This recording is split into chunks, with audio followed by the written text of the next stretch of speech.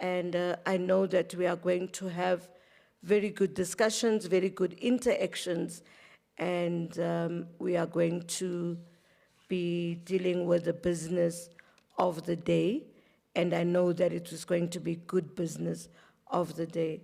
I'm going to give over to my co-chair, Mr. Bafana Dube, to do the welcoming and also to give us the opening remarks. I thank you. Mr. Bafana.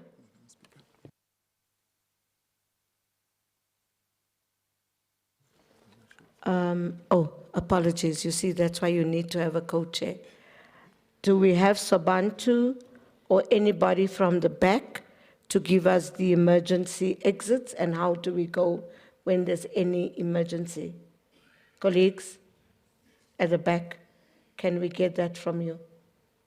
Is Sabantu here?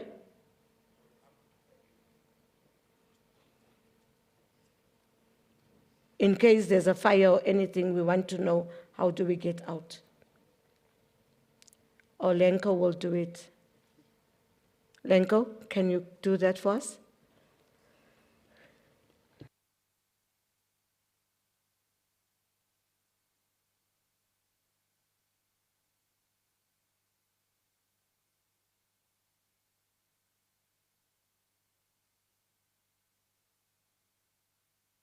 Lenko, come and use one of the mics on top if you can't use that one. Good morning, Speaker. Good morning, Parliament, members of the men. We got exit doors. The one is got two here at the bottom. You see the stairs, they will lead you to the exit outside on your left and on your right. Also, when you go on the first floor, on the stairs, when you go down the stairs, it's going to lead you to the exit in both sides. See, look, it's a similar thing. The other exit, you can go straight down out there, when you pass the toilets. I hope everyone is okay. Thank you. If we go down there, where do we get to? Where are you pointing us to, Lenko? When you go down the chamber, you go outside. You're going to get outside. Outside of the chamber. Okay. Yes. Thank you so much. So there's two exits. There's one in the front here, and there's one at the door before you go out. There's an exit there, and that leads you completely out of the chamber, and you'll be outside. Thank you so much. Mr. Bafana Dube. Thank you, Madam Speaker. Madam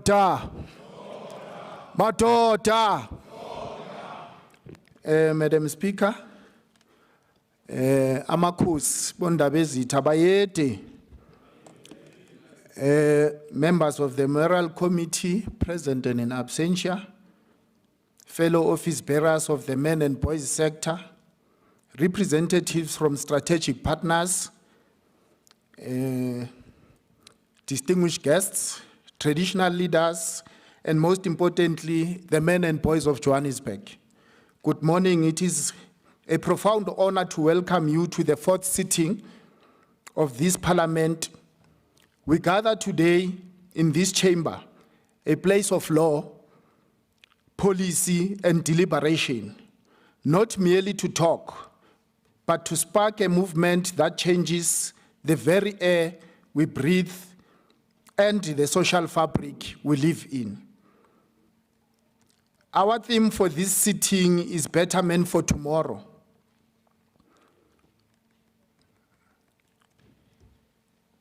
The theme is more than just a slogan. It is a call for a holistic restoration of our city. When we speak of betterment for tomorrow, we are speaking of building a better boy child, building better environment in our townships, suburbs, all corners of Johannesburg, like Diepsloot, Orange Farm, Tulane in Doronkop, Solplak in Rodiport, Tepisong, Ivory Park, Alexandra, and Soweto, where the burden of mainly your crimes that are taking place, the social ills, are pointed to the townships that we live in. For too long, we've been watching, standing by as men, while women and children are brutally murdered on a daily basis. We are saying as men in Johannesburg, enough is enough, and we must take a stand and speak out. To the delegate present, this parliament is your platform. You are the ambassadors of a new brand of masculinity, one that is positive, accountable, and environmentally conscious. As we deliberate today on our work plans for the 2026-2027 cycle, let us ask ourselves, what legacy are we leaving for the boys who will still sit in these chairs 20 years from now on? Let us ensure that the legacy is one of clean air, safe homes, and a community where every man and boy is a champion for change. It is now my distinct privilege to declare this fourth sitting of the City of Johannesburg Men and Boys Parliament officially open. Let us work, let us lead, and let us together make Johannesburg great again. Thank you.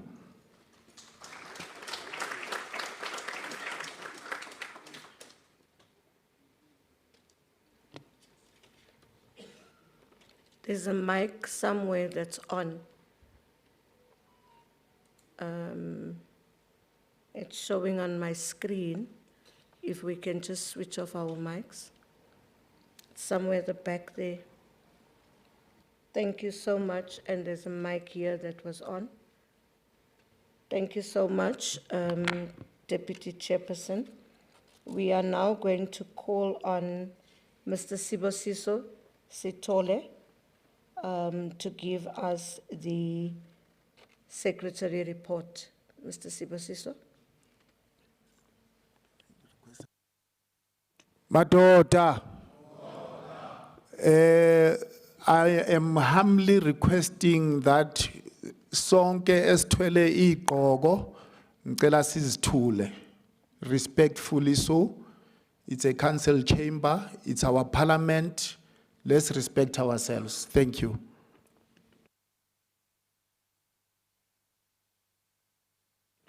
And please do not log in on the systems in front of you. Siyacela tswetswe.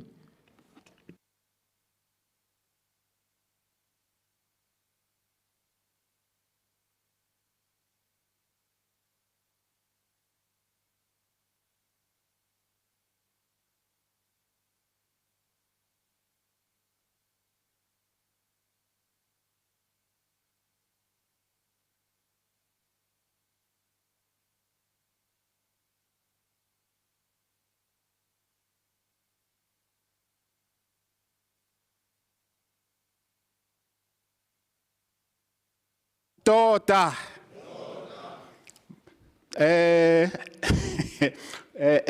Ngiyanibulisa igama uSibusiso akaSithole.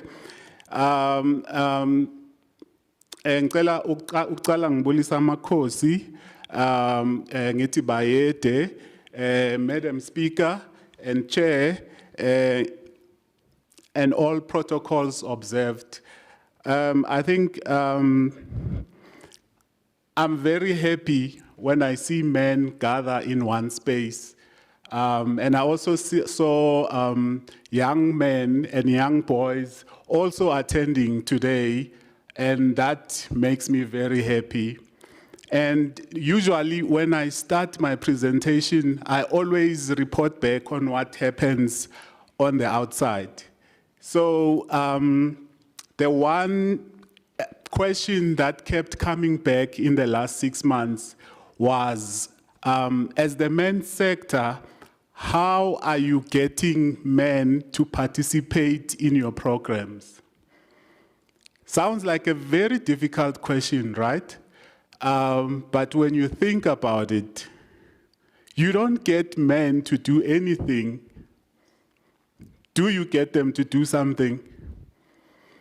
But how do you get men to open up?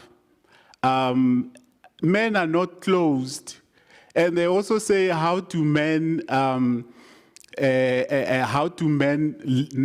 spend so much time not listening to what people are saying to them.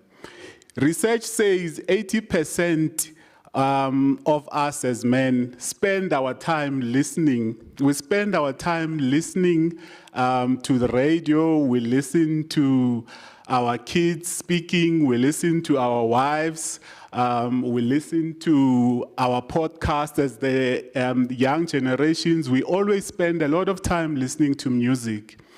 And also, men are always open to engagements.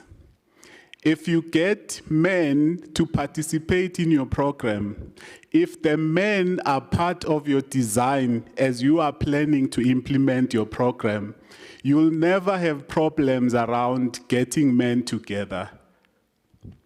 If you are doing a community program, for instance, your community program should include men as part of the design. I know for a fact that in as much as we don't spend a lot of time talking about our personal issues until you walk through and you meet a stranger. You know, some of the best conversations that we've had as men are conversations with a stranger. Simply because you know that you will tell them whatever you tell them and they will walk their way and you will be fine. But also, as the men's sector, what we have picked up in the last 6 months is the fact that men are ready, they are willing, they are able to assist, and they are able to arrive when their need arises. So, Sianbonga for being here. Thank you for gracing us with your presence. And as I start this report, it's basically reporting back on the things that we promised that we will do and the things that we said are challenges that we need to go past. So on the men and boys sector, the program it's mainly a reflection on what we are doing in the city of Johannesburg as the men.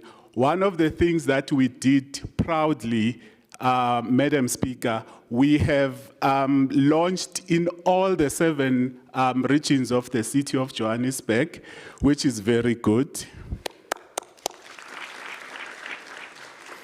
So men have responded, and men in all the 7 regions are willing, they are ready, and they are able. So when you call them, they will respond.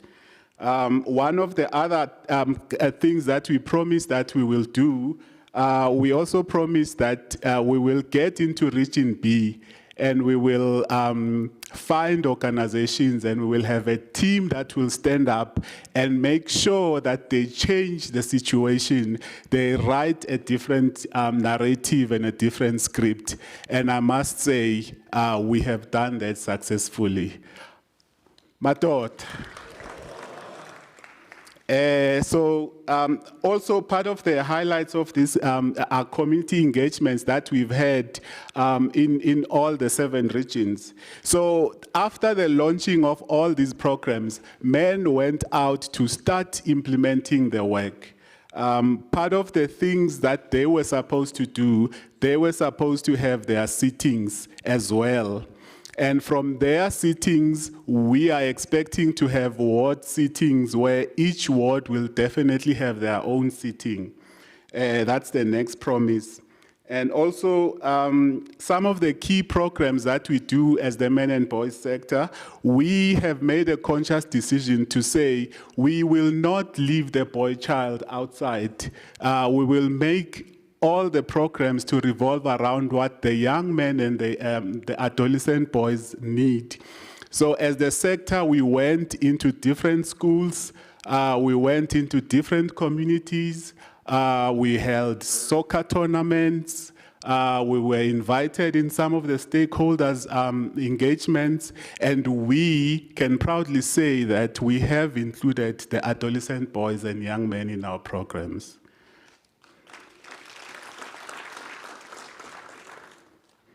And also, we also spoke about the program here, Check Impilo, where we are encouraging men, since everywhere we go, we are asked that men are not participating and they are not visible.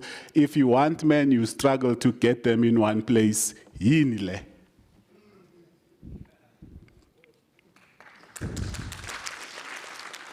Men are available, are willing, and are ready to grasp the information, and they are standing up in different areas with different activities. Uprafil Region A is one that's actually doing the most in terms of making sure that as a region they stand out. They, I mean, in the short space of time in the last 6 months, we've seen, and also in Midlands, we've seen activities like your cleaning up campaigns. We've seen patrolling, men in this sector patrolling in their own communities to try and change the narrative. On the last sitting, I spoke about us writing a different script for the young men and adolescent boys, and I can proudly say we have done that. We've held our community dialogues to actually create space and open it up for people to actually feel free to be part of the men and boys sector, to voice out their opinions, to talk about the things that are troubling them on a daily basis, and to try and raise the community issues and come up with solutions that will definitely change the narrative. And this is part of the thing one of our key activities as a men's sector, to try and change the narrative, but we cannot do it alone, which is very important to always engage. You cannot solve the problems of the community sitting in the boardroom. You need people in that community to change the narrative. So we have worked on this, and we are still working on it, and we are proud to be part of these communities. This one is very close to my heart because in Dr. Wednesdays, when we spoke about it, we said we need a space for men where they can go and talk about issues and freely, without judgment, without fear, without restrictions. And I can proudly say we have done that. These sessions have served as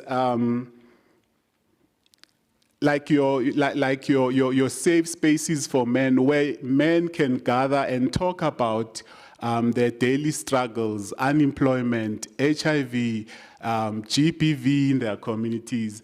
These are sessions where men are free to be themselves. And these sessions are sessions where we invite all the stakeholders to come through and also be part of the Dr. Wednesdays. And this has happened in all the 7 regions, and it will still happen as we are talking today. There's some activities happening in the communities because we want to change the narrative. We want to see a better community. And when men stand up, who are we to say they shouldn't? Let's let them do the work. Dr. Wednesday is happening. And part of these Dr. Wednesdays also included the cleaning up campaigns. They also included sessions on job creation. In one of the sessions, people also got jobs, which is a good thing.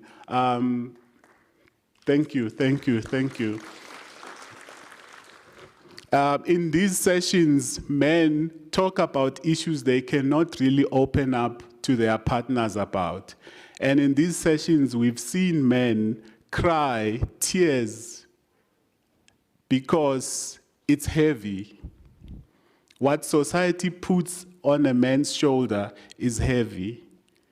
And a man has nowhere to go where he can offload and talk about issues without being judged. Indoda Wednesdays are exactly that, and that's exactly what we do as the sector. But in all the work that we've been doing, the progress has been made, inroads has been made. We've had challenges whilst we were trying to implement the program. Challenges like transportation, poor coordination of transport has impacted, especially in our regional sittings and the men's parliament gatherings, because our members could not be moved to where they needed to be on time, which is the biggest challenge. And I think the other thing is, as men, we do the work that we do voluntarily. We are out and about trying to change the narrative of the men in the city of Johannesburg. And this part is one area that is demotivating people. And we've also had limited resources to move around to do our work. Sometimes we get to be invited in different areas and we might not be able to make it through or to come and arrive on time, but the aim is to be there. The aim is to support your initiative, but sometimes resources are constraining us. We can't really get to that. And also, it's very difficult and challenging to keep men active in one space without actually talking about and providing them with things that they would need. A case in point is a man that would say, would I rather attend a GBV session or go out Nyopanda because my family needs to eat?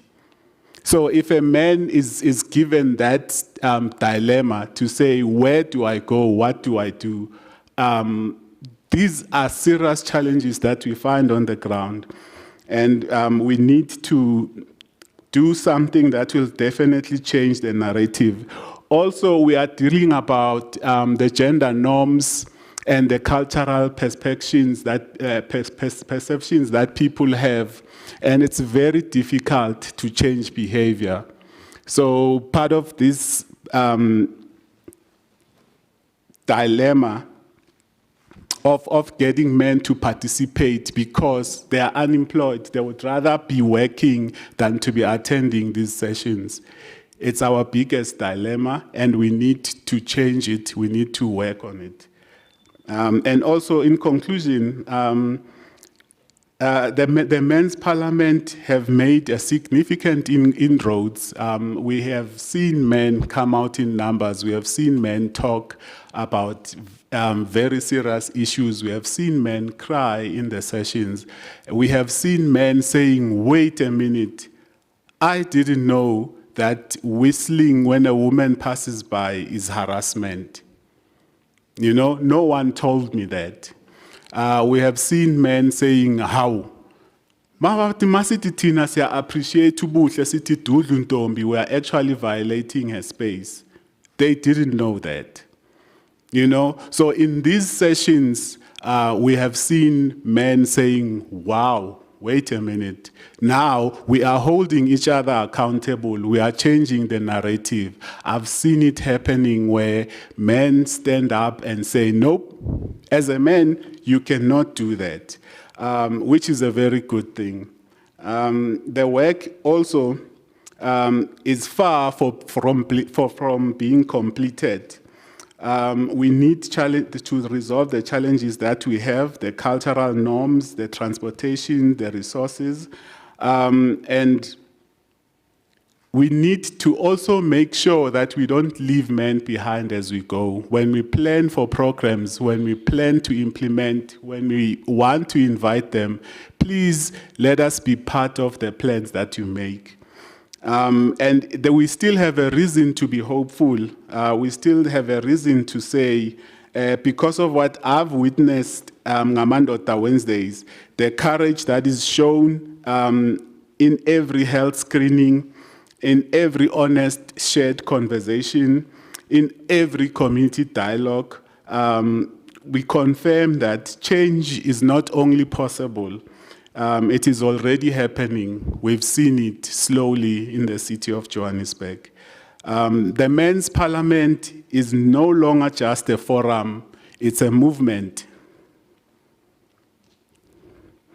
The recommendations that we have are just around making sure that the operations are sorted, the operational support that we need, and capacity building, which we had promised that we will do together with the Johannesburg AIDS Council. We still haven't done that.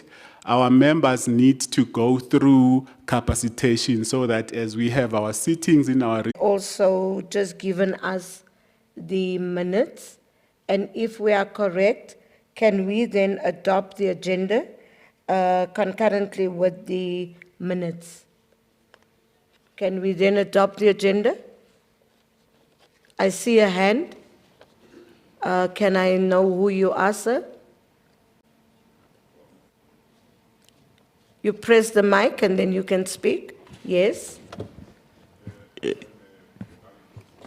Morning, Chair. My name is Cedric from Men's Forum in Alex. I adopt. Okay, and then Second. there's a seconder. I heard the seconder right at the back.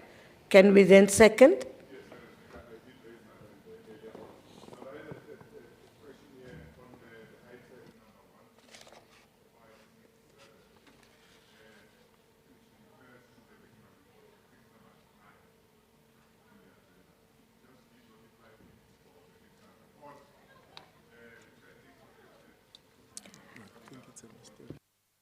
Excuse me, sir. Could you press on the mic and maybe speak to the mic? Because I'm not sure, I can't hear what you're saying.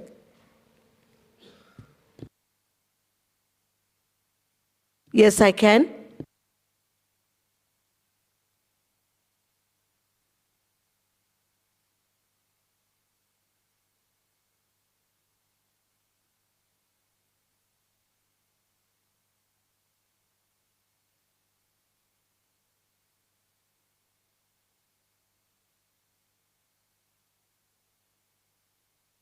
Thank you so much. We will then adjust. I think it's a fair input. We will then adjust and give slightly more time for the reports. Can we then adopt the minutes and the agenda with the amendments of the time? Are we good on that? Thank you. We are now going to the next item after the adoption of the agenda. We did the minutes, we did the adoption of the minutes. We now are going to give Mr. Bafana Dube the opportunity to give us a report on the men's sector report. I thank you, Mr. Bafana.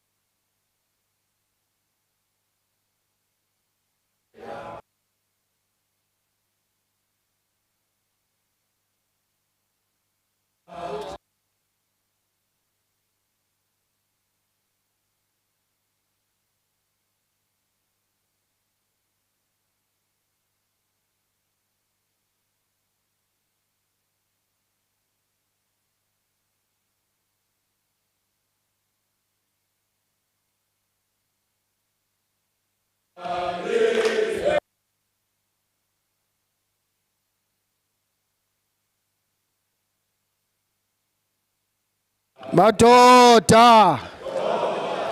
Madoda. Mjita. Mjita. Thank you very much, Madam Speaker. I will stand on the protocol already observed. Mine now is just to give a chairperson's report. The mandate of a better man. Fellow delegates, representatives of civil society, brothers of Johannesburg, we gather today under a theme that is both a challenge and a promise. Better men for tomorrow. This theme compels us to look beyond our current failings and envision a version of masculinity that is protective, accountable, and deeply rooted in a sense of justice. To build this better man, we must control the uncomfortable truths of our present while reclaiming the honorable blueprints of our past. Reclaiming the blueprint as the men and boys sector, we are proud to say we are also formally going to introduce heritage and education and training as a core pillar of our Indoda Wednesday campaigns. Because we can't move forward without our heritage. For too long, the narrative of masculinity in our streets has been hijacked by violence and dominance. By returning to our heritage, we are not looking back in nostalgia. We are looking back for solutions. We are reclaiming the traditional roles of men as peacekeepers, providers, and protectors of the vulnerable. Indoda Wednesday will no longer just be a day for dialogue. It will be a day of cultural restoration. We will use heritage to teach the youth that a true man's strength is measured by his ability to build a community, not by his ability to instill fear. We are using our history to forge a future where better man is defined by his integrity and his respect for sanctity of life. There's a serious stain on our collective conscience. While we speak of heritage, we must face the depravity that occurs in our own neighborhoods. Madoda, there's a recent incident that took place in Dobsonville, where a 58-year-old pastor raped a child.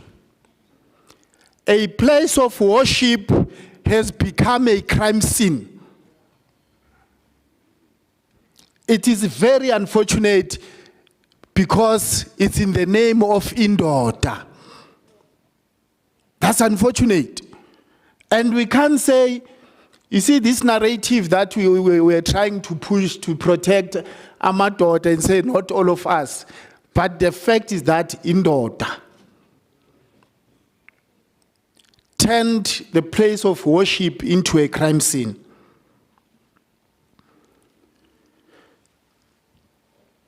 The recent incident in Dobsonville where a 50-year-old man stands accused of raping a 13-year-old child is an indictment of our silence as men. How can we speak of being better men when such predation exists amongst us? This is not just a criminal act. It is a total collapse of the moral protective shield that men are supposed to provide for children. The COJ men and boys sector condemns this act in the strongest possible terms. We do not just call for the law to take its course. We call for a social revolution where men stop protecting perpetrators through silence. A 58-year-old man is meant to be a grandfather, a repository of wisdom, not a predator. Madam Speaker, as men and boys sector in Johannesburg, we stand in solidarity with sex workers. A better man for tomorrow must also be a man who understands that human rights are universal, regardless of occupation or legal status. Whether we like it or not, my daughter, whether we are in parliament, whether you are a councillor sitting in this chamber every month, most of us use services of sex workers. No, that's true. You can deny it. Most of us use services of sex workers. So we must confront that truth. I'm not saying all of us, I'm saying most of us.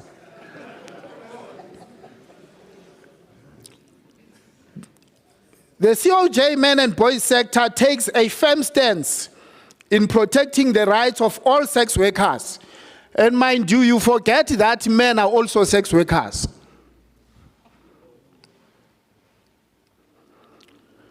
They are made sex workers. We recognize that sex workers are often the most targeted by violence and the least protected by the state. To end the cycle of gender-based violence, we must include those on the margins of society. We advocate for a city where sex workers can live and work free from the threat of physical assault and systemic extortions. We also denounce the treatment that happened a week ago in Ekurhuleni, Madam Speaker, where sex workers, because they are not South Africans, they are unable to access their HIV treatment. And we are saying it should not happen in Johannesburg. This is a violation of the South African Constitution and a betrayal of the basic tenets of public health. Viruses do not respect borders, and neither should our compassion of our health care. Refusing treatment to anyone, especially a vulnerable group, based on their country of origin, is a form of medical xenophobia that we as a sector will not tolerate. We stand for integrated health justice. Whether a person is a citizen or a migrant, their right to health and dignity is absolute. If we all allow the state to deny treatment to one group today, we weaken the healthcare system for everyone tomorrow. The better man for tomorrow is a man who stands in the gap. He stands in the gap for the child in Dobsonville. He stands in the gap for the marginalized sex worker in Johannesburg, Tshwane, Sidibeng, West Rand, and Ekurhuleni. He uses his heritage to build, not to destroy. As we move into the 2026-2027 cycle, let our work be defined by this radical empathy. Let us turn our Indoda Wednesday sessions into a front line of defense for the vulnerable. Let us be the men that the women and children of Johannesburg deserve. While political commitment at the highest level is clear, we face systemic challenges in operationalizing our goals as the sector. I must be frank regarding the necessary inclusion of all stakeholders. The continued active and visible participation of some regional directors and regional health managers remains an obstacle. Their buy-in is not optional, it is a fundamental thing to do. Health and administrative leadership are essential for integrating GBVF prevention, health system navigation, and now environmental responsibility into essential municipal services, from primary health care to community outreach. Full cooperation must be immediately forthcoming to ensure that our mandate moves from this council chamber floor to the lived reality of every resident. We call to action as I close. Let us reflect on the covenant we make today, a promise of accountability and courage, embodied in the principles of our parliament. Here is a poem. I am the man who knows the code, not built of anger, heavy load. The code is simple, clear, and stark, to be the light and hold the dark. I'm the silence breaker's voice. When easy judgment is the choice, I shield the weak, I build the bridge, I climb the steep unyielding ridge. Now, no swaggering mask, no fist to hide. My strength is measured by my pride, the pride of being just and true, the father, brother, man to you. I stand against the cultural lie, the rage that flares in every eye. For every girl, for every boy, my role is shelter, peace, and joy. Let my example be the deed, sowing protection, planting seed of honor and of trust refined, the responsible man a different kind. Let this parliament serve as the forge where we shape a new responsible masculinity for Johannesburg. The work demands unwavering commitment. Let us go forth and execute this mandate without delay. I thank you.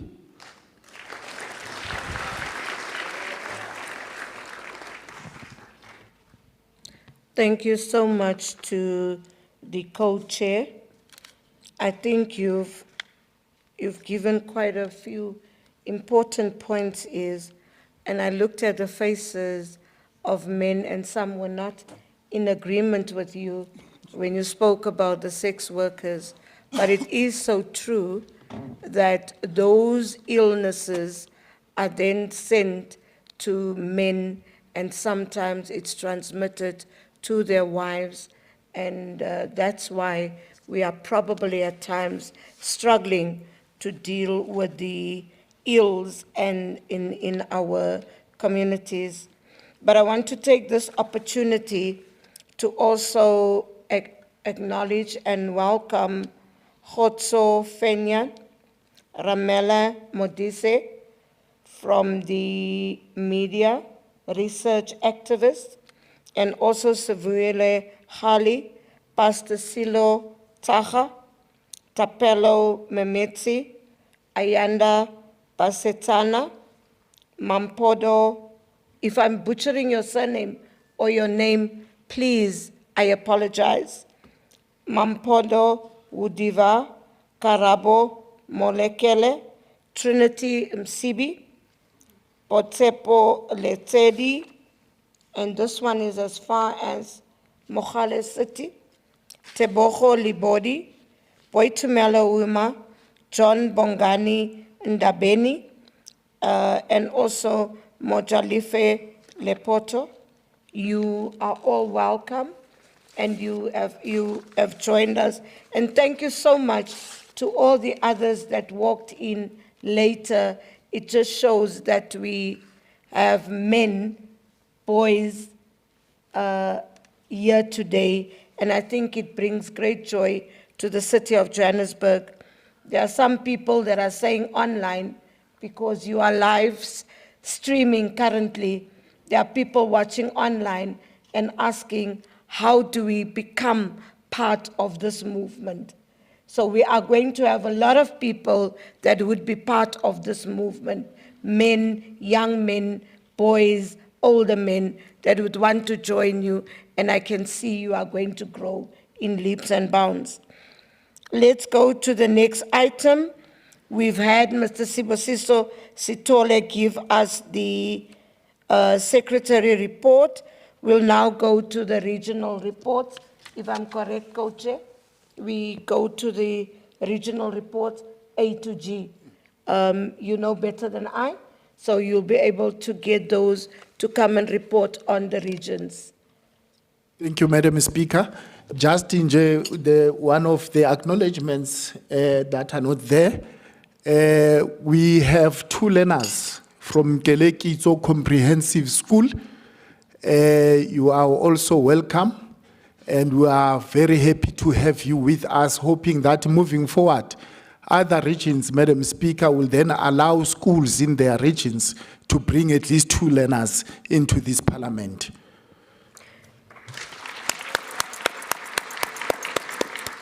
Yeah, I think it's good that we have that. There's an Afrikaans saying that says, "Jy buig die boompie terwyl hy nog jonk is." So you bend the tree while it's young and you send it into the direction that you want it. I think that to me is very good. Thank you so much for that school that allowed you to be here. Thank you very much. Welcome, ED. Thank you for your presence. Mr. Matipa, can you please come forth so that you call in the regional coordinators as they present their reports? You know them better than all of us. Thank you.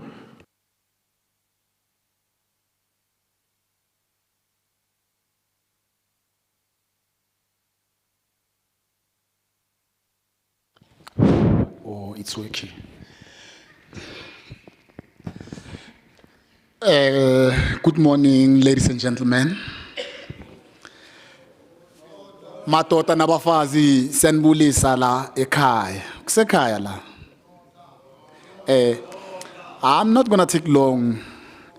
I would like to thank Amakosa Kona la ekhaya and also everyone who managed to come. But what I'm going to do now is just to call all the regional committee leaders. And I even told them, but I'm not going to call names. They know that they are supposed to be here. Agar la utlo, neazo. Afrikaans bareng, Leicester, ne? Yeah, Leicester, Yeah. Leicester. So I would like all the committee leaders for all the regions to come, but I think we have apologies for 2 regions, which is A, they are not here, and also F, if I'm not mistaken. So can all the regional leaders come in front or on front? English. Speak in the language that you are comfortable. Thank you. Yes, you don't have to speak a foreign language. Speak as you are comfortable. Baya dank.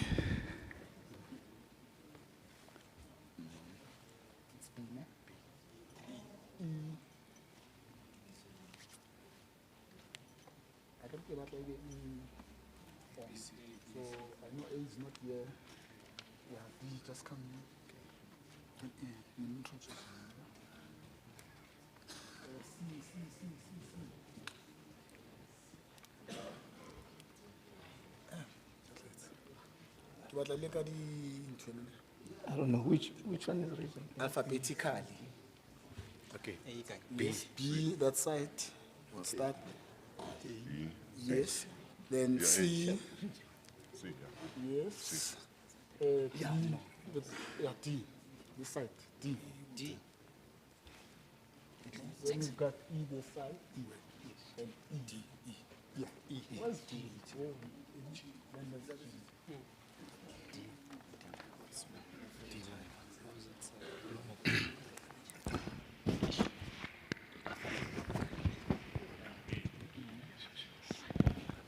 So these are the representative for all the regions, but they are not all here. They're supposed to be 33.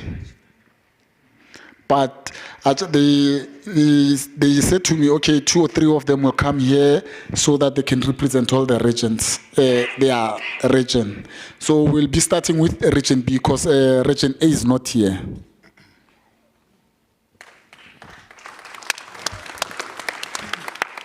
Madota. In Afrikaans we say goeiemorgen manskappe. Now, all protocols observed. Good morning, greetings everybody.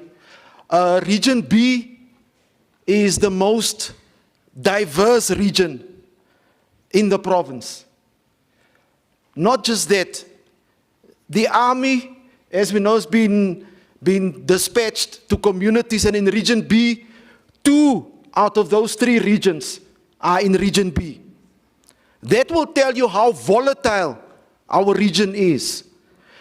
This region is also the last region to come into the men and boys fold. So we thank you very much for welcoming us.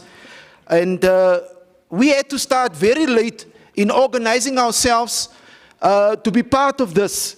So in our report, we had to look at establishing ourselves first, but more importantly, what is it that our region needs for us as men and boys to come to the fore? And one of the things that we must know that because we are the most volatile and the most violent region in the province, for the army to come to 2 of those regions, in our region, it is our men that's killing our men. It's in our region where boys of 12 and 14 years old are killing other men. So our problem is more than just looking at men playing a role for women and for society. We need to look into ourselves first and see we need to establish ourselves as men and not kill each other first before we can do for our communities. So it was very important for us to establish something that will be pivotal for us. And one of those things, just this morning, our boys could not walk from one space in the region to another to get the transport. That's how violent our region is. So important for us was that we need to establish something that will deal with specifically the men killing men.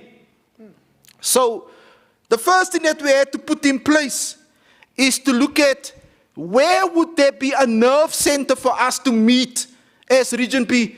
Because ultimately, if we organize something and there are no boys and men will be there, we are already a target, because then they will go and find the boys to kill them. So we can't even meet in peace. However, we had to take that responsibility and say there should be a space where we as men can come together that is central but also secured. So the first thing that we've put in place is we've put together a center where we can meet in the most safest place for men. And at that center, we started a rehabilitation center, because where violence is at, there's drug dealing. So the first thing that we put in place as men is start a men's rehabilitation center. Now what is very important for us is we can say partnership was the best thing for us to happen. We could put in place a center for men to go because of partnerships. We could start the rehab for men because of partnerships. But also, we have come together as men and say, we must stop the scourge of where we're beating up our women. Because just as much as we have Ndora Wednesdays, it's more than Wednesdays for us. It's an everyday thing for us. So we went out and we identified, firstly, a space where we can meet as men. Secondly, because that's where we meet on a Wednesday and that's where we're working from. And there's where you have the rehabilitation center for men. We meet there on Wednesdays, on Ndora Wednesdays, and at the Westbury Recreation Center as well. But we also had a task in bringing, because we are in Afrikaans we say the laat lammertjie, we are the last to come into the fold. We had to go to different parts of the regions and bring them in as well. In addition, we started this education center as well, where we meet the needs of the school dropout.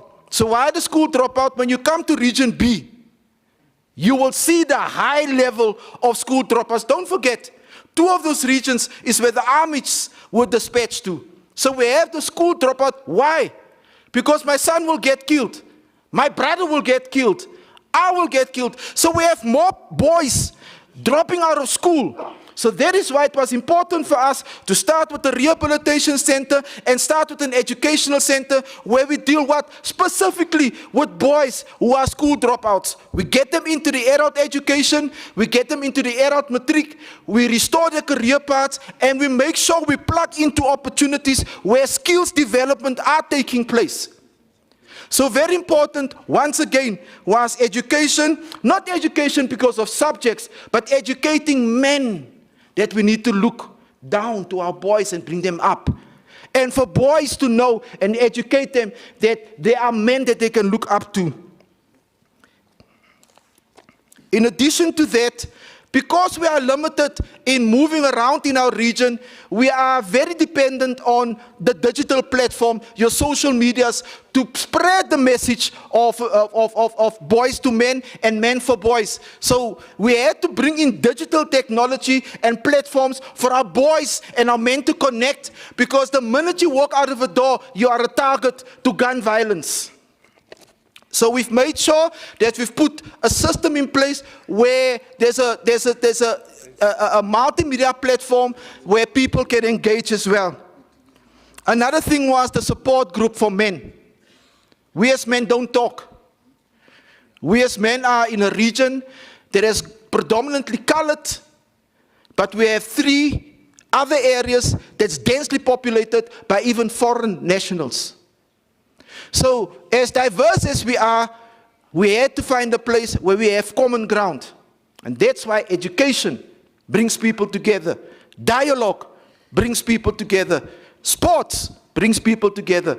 Now, what's important to you, and what in Dora Wednesdays also, is the health issue. So now, because we have established ourselves, the next quarter, we will be focusing a lot on men's health issues and, of course, the heritage issue also, because the infamous Sapphire Town, where heritage and all our legends are coming from, is part of our region. So we want to say thank you that we could progress in number 1, we have a nerve center for men to go to. Number 2, we have a drug and rehabilitation center for men to restore. Number 3, we have an education center where boys and men can go and restore their career paths. Number 4, we have a center where men can go and talk to boys, where men can drop in and find the services. And to conclude, we have made it possible for young men to come in. We brought young men with, not just us, to come and experience, because that baton must be handed over. So yes, our progress report may not look like other regions, because we are not like other regions. And thank you for taking us in, because if we were not called into this parliament thing, we would not have started the school. We would not have started the rehabilitation center. And for many years we were alone. Our men, just a couple of days back, were shooting a woman in the street for nothing. That's the things we are dealing with. But now, we are not alone. We are part of a whole nation of men. So we invite you to Region B. Come and experience and take hands with us. I thank you. Daughter.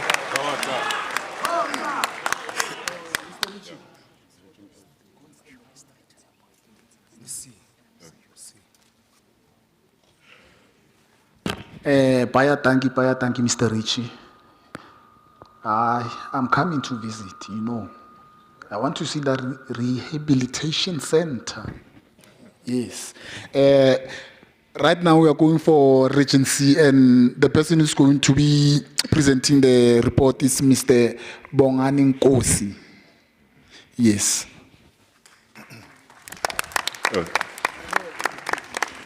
Thank you, Madam Speaker.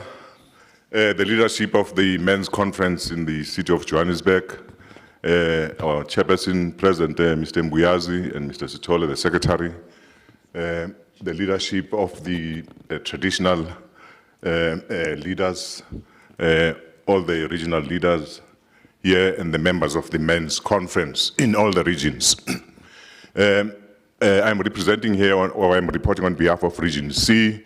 Region C, as you would know, is an area that covers areas of Doornkop, Bramfisher, Matolesville, Rodiport, and then it goes across over to Lindhaven.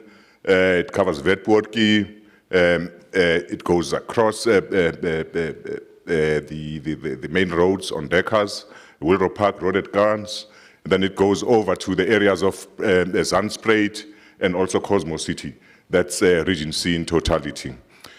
Yes, we have launched last year in September, and since our launch, we've been very, very active in our areas in ensuring that we hold our Indota Wednesday weekly, and we encourage all the men to fight gender-based violence and also to be sensitive to the issues of HIV and AIDS and educate people around those issues of HIV and AIDS. These are the main issues that we have been handling. But over and above that as well, there are issues of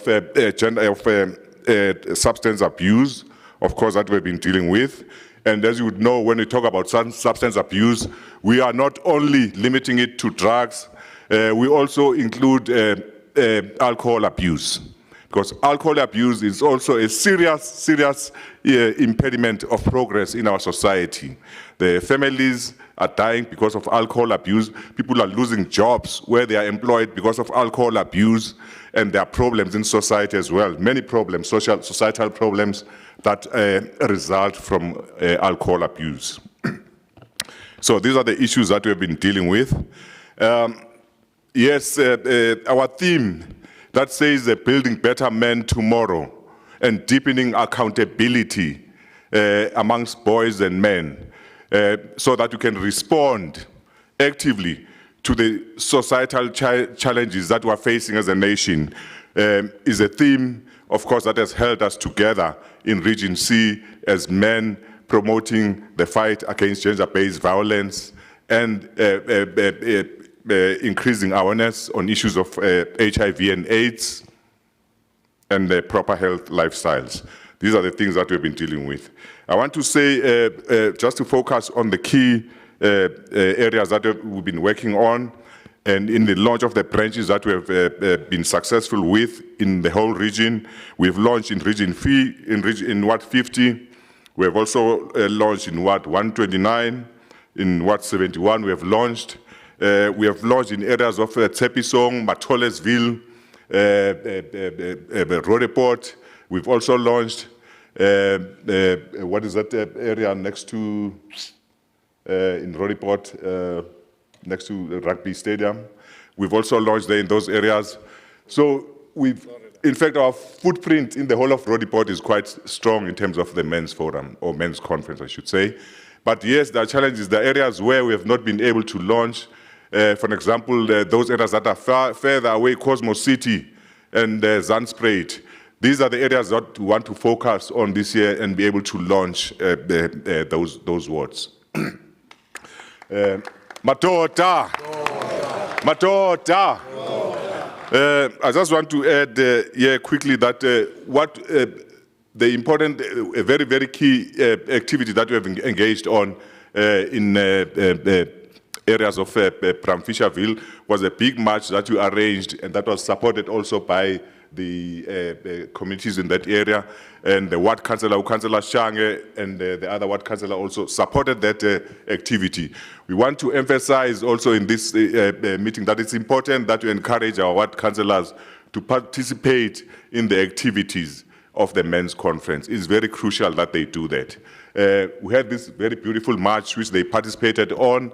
It was a march that covered about around 6 to 7 kilometers to the police station and back to the hall. And at the hall we had a workshop and a discussion where we had invited also the police officers in the area. They participated effectively in that workshop, and we cemented the relationships that we had already in that area with the police and all other important stakeholders in those communities. In our Indota Wednesdays, yes, we've held so many Indota Wednesdays. In fact, we even have pictures. I think Mr. Mbuyazi, the Deputy Chairperson, has got all that information. We've got pictures of Indota Wednesdays in the different wards, where we hold discussions and encourage men to participate in all our meetings and in this fight, important fight against gender-based violence. Because this fight cannot be won by women alone. It will only be won if men also participate in the fight against gender-based violence. Matoda!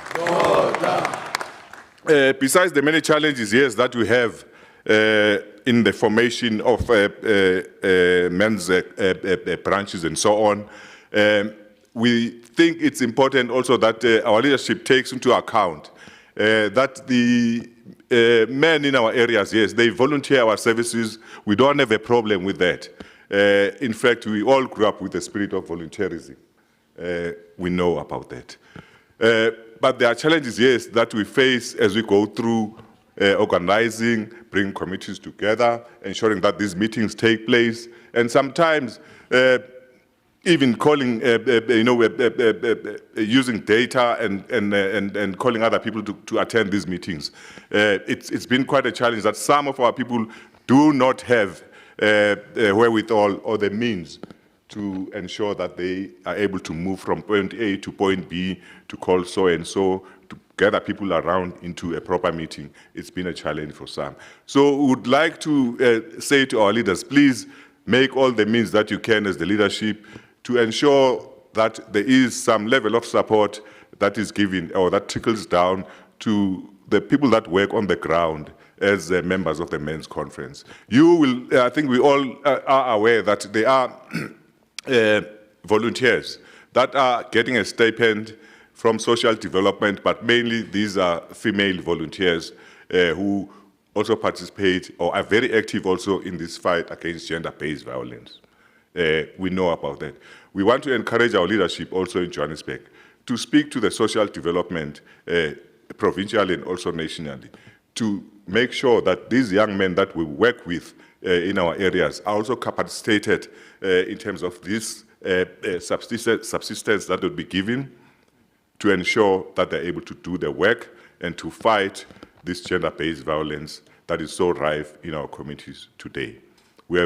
Today, we're surprised or we've been shocked in the last few days that even men that are my age, some that are over 60, are perpetrators of these acts of violence against women and children. So we just need to make sure that we give these young men the support that they need so that we can build better men for tomorrow. Matoda! Yeah, thank you. Mr. Matipa, before you come in, Madam Speaker, I want to acknowledge the presence of the Provincial Secretary of the Men's Sector in Gauteng. Nopala, can you stand up and greet? Thank you. Ndota. Yeah, man. Alibeni mafulufulu, man. Yes, when you say ndota, you mustn't say ndota. Ndota with oomph. Thank you, Mr. Nkosi, for the report. Now we are going to the Region D representative, who is Mr. Ezekiel Manda.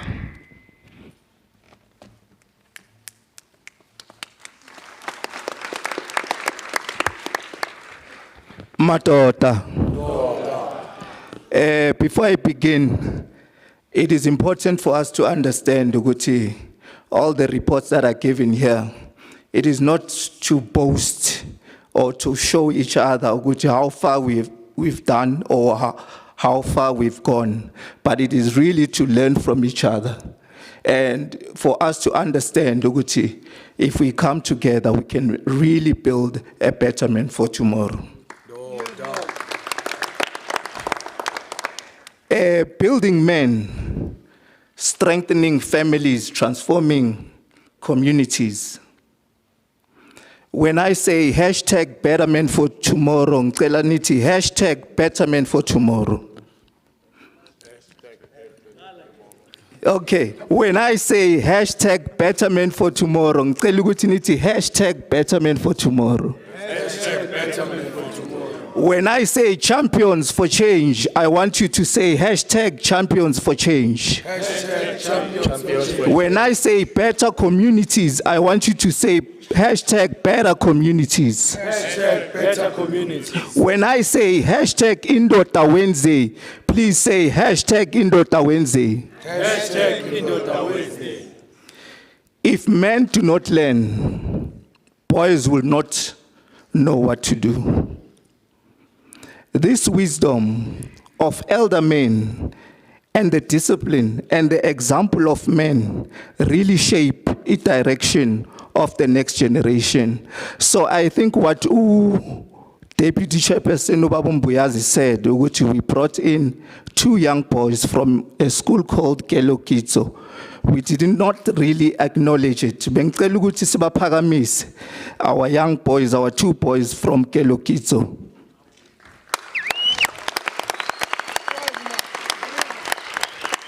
If we are talking about men as leaders and shapers of communities and society, we should act like it. It should not be a talk shop.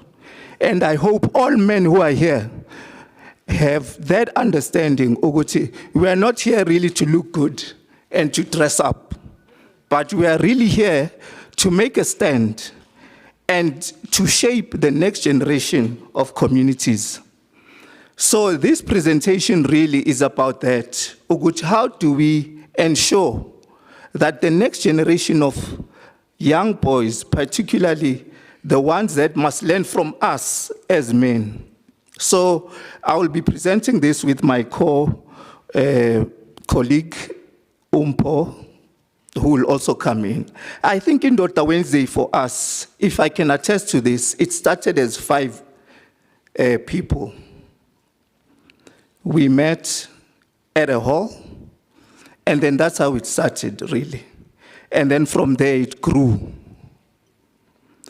This is testament to which when you've got a vision, as much as our region D- is scattered in terms of region D1 and D2, it really means that we cannot be all of us at the same place, but we can ignite the fire so that other regions will follow suit. So we started, like I said, it went on, and participation in Indoda Wednesday, it really illustrates the significant local backing and involvement regarding men's issues. So with that said, bengicela ukuthi ubaba uPhalwane also to come in, my good sir. Matota. Banna. Munna. All right, I will go to the next point, which is voluntary support. I won't waste any time. So the gathering is supported by male volunteers who provide the following services and support free of charge: career guidance, including free curriculum vitae, cover letters, motivational letters, and basic job readiness advice. Number 2, counseling support for men, including referrals and assistance related to family and personal challenges. Number 3, life skills development through sharing of positive ideas, responsible decision-making, and behavioral transformation.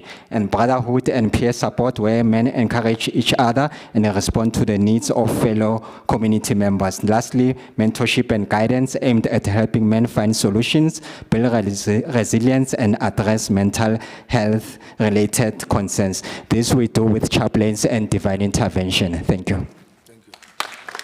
Thank you. As I proceed before, so what we did as a region D, we also saw it as a need. Ugutuba, we must also have men who are volunteers who will either be a social worker who's on call, a policeman on call, someone who also offers services such as counseling,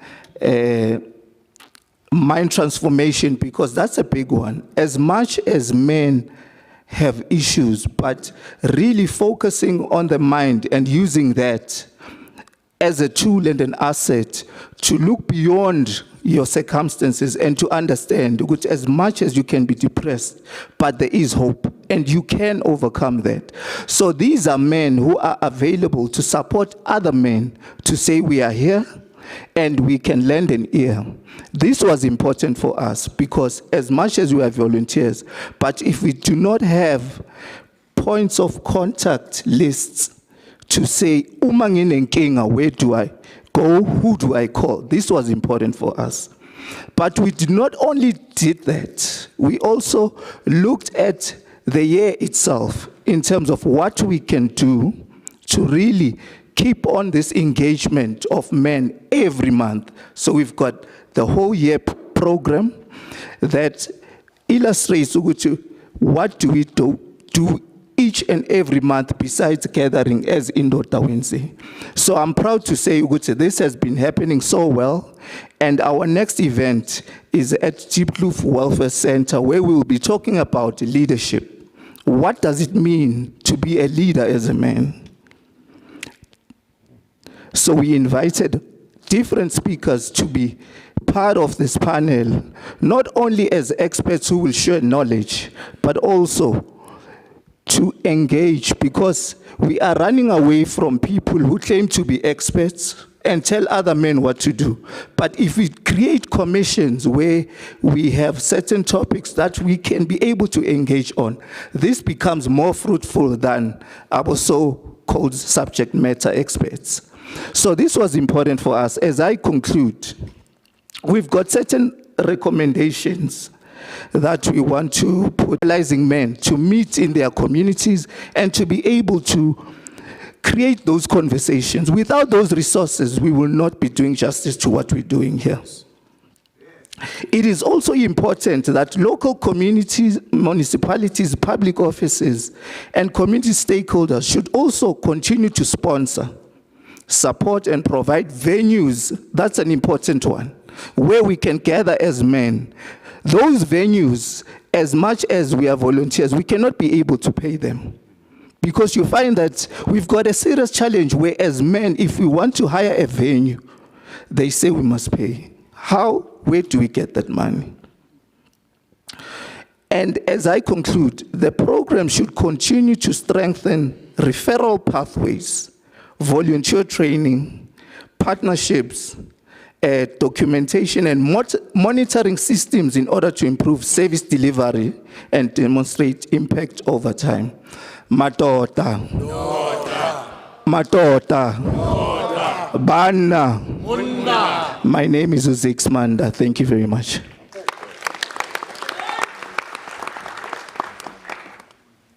Hi, Raleboga, Banna Bako Region T. You had the invitation, it's out on the 22nd of April, which is next week Wednesday, Ndota Wednesday, Diepkloof Welfare Center. The information will be sent to the groups today, before end of day. Okay. Right now we are going for Region E, Mr. Sbusiso Shongwe.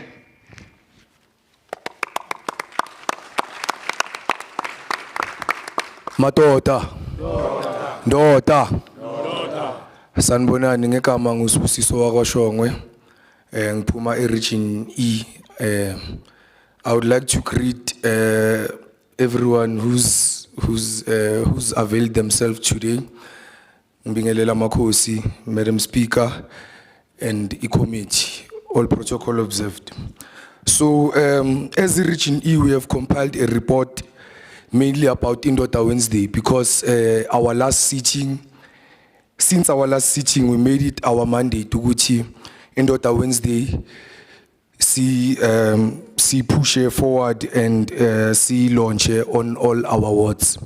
So yeah, this report provides an update on the progress and operational status of the Indoda Wednesday program with Region E since our last sitting. So Indoda Wednesday is a community-based initiative aimed at improving the mental health and overall well-being of men and boys. So we do this by creating safe spaces for dialogues emotional support and personal development. So as Region E, we have created a safe space for Amadoda to come through and be vulnerable, because Bonilu Amadoda, they really need to express themselves, and when you call upon men, bayasabela amadoda. So every Wednesday we have a sitting in Region E on Wonkama ward, and like not all wards, but the majority of our wards.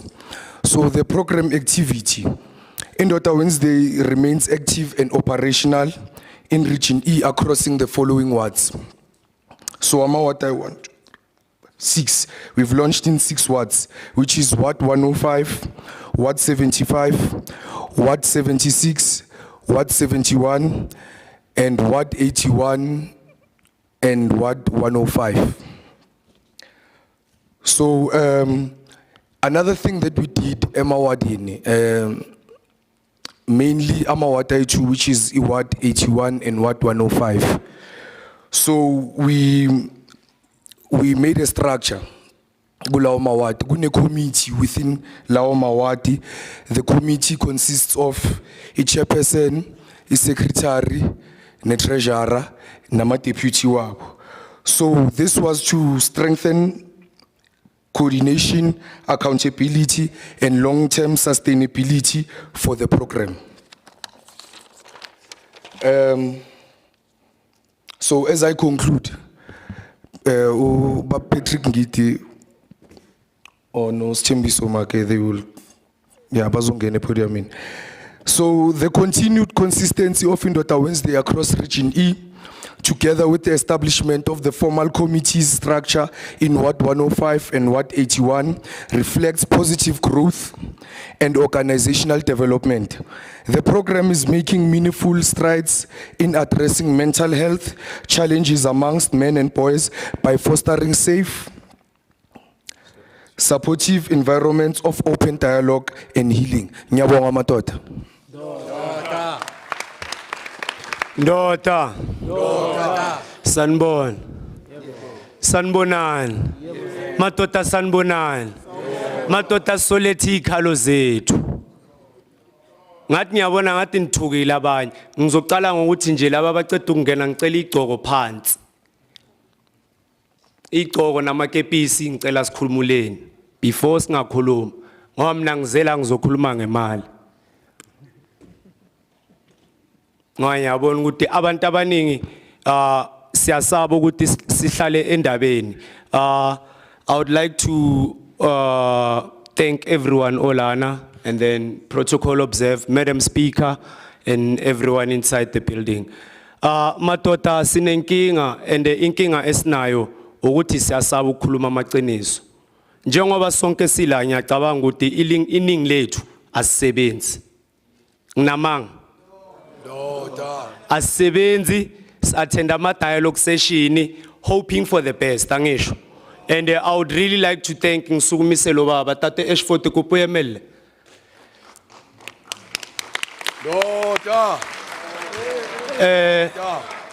Ntate H40 kitlo leboga ngiyabonga ukuthi uqhashile abanye abantu aba-attend ama dialogue session.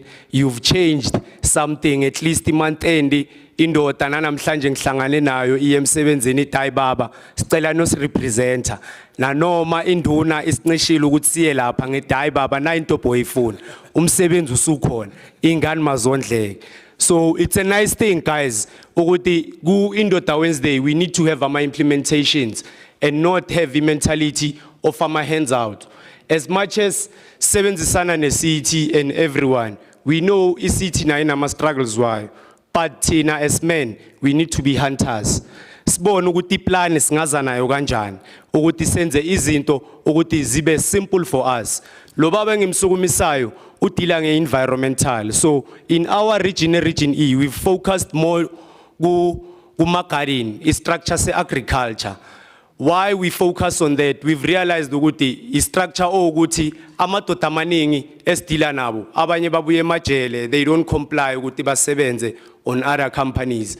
But if we start something thina ngokwethu ukuthi ndoda ekseni kuyavuka kuyiwe emasimini asibuyeleni back to the mentality yabantu abadala, because indoda bengeke izovuka ngo-10 we expect ukuthi uzoba ne-10 rand ngo-1.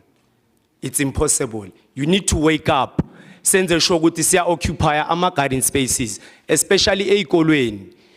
Ey'kolweni, we need to make sure ukuthi the kids get the nutrition e-grand. Sazi ukuthi okay, amadoda laphaya, njengoba sibona iKelekitso, I was a fellow student at Kelekitso. I'm very proud ukubona ukuthi isigela samsila. Ma-gents, niphakamiseni kakhulu lento leyo.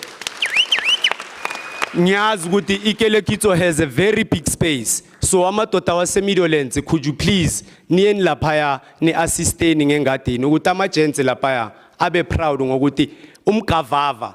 There's things esizikhulumayo masabantu. Abantwana bethu bashawa iskam makumela yophaka. It's because of maybe akuna class or whatever that the mentality they've put in. But if ever thina sabo baba, knowing very well what I'm sending my kid esikolweni who'll get ukudla oku healthy okuthi mina ngokusebenzile ekseni. That will be very vital. And for you, Madam Speaker, all we ask ukuthi to talk with the Department of Agriculture, would recognize the immense sector, isnike iskhathi, even the tools of making ourselves productive into this society. Because once we make sure with the food security we secure, even the land we can also secure, because that's the main aim, guys. Matota asingalaleni, asivukeni, sibambeni ilizwe lethu ngezandla. Singathi abantu bangaphandle banjani, wena uwenzani.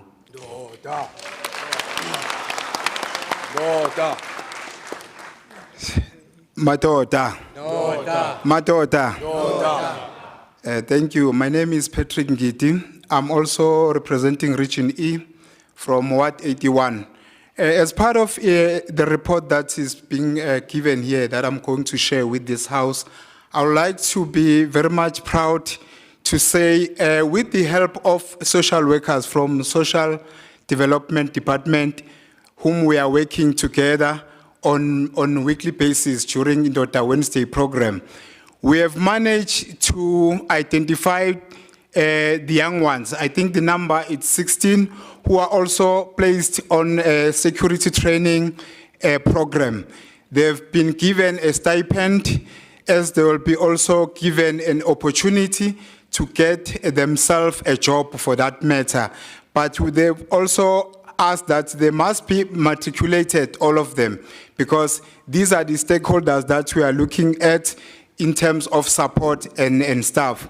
So unfortunately, our social workers from Go 8 in housing, they are not available. Miss Mroisi Matlana, together with Mem Rachel Nkos, they are the ones who are also helping us through this kind of an endeavor.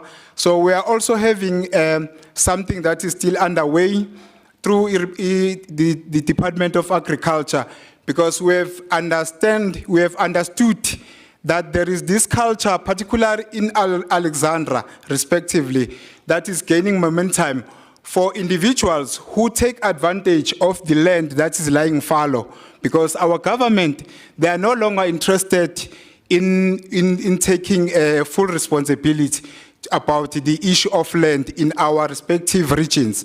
So in Alexandra, we have come to understand and realize that there are these few individuals who are taking advantage of this land that is lying fallow.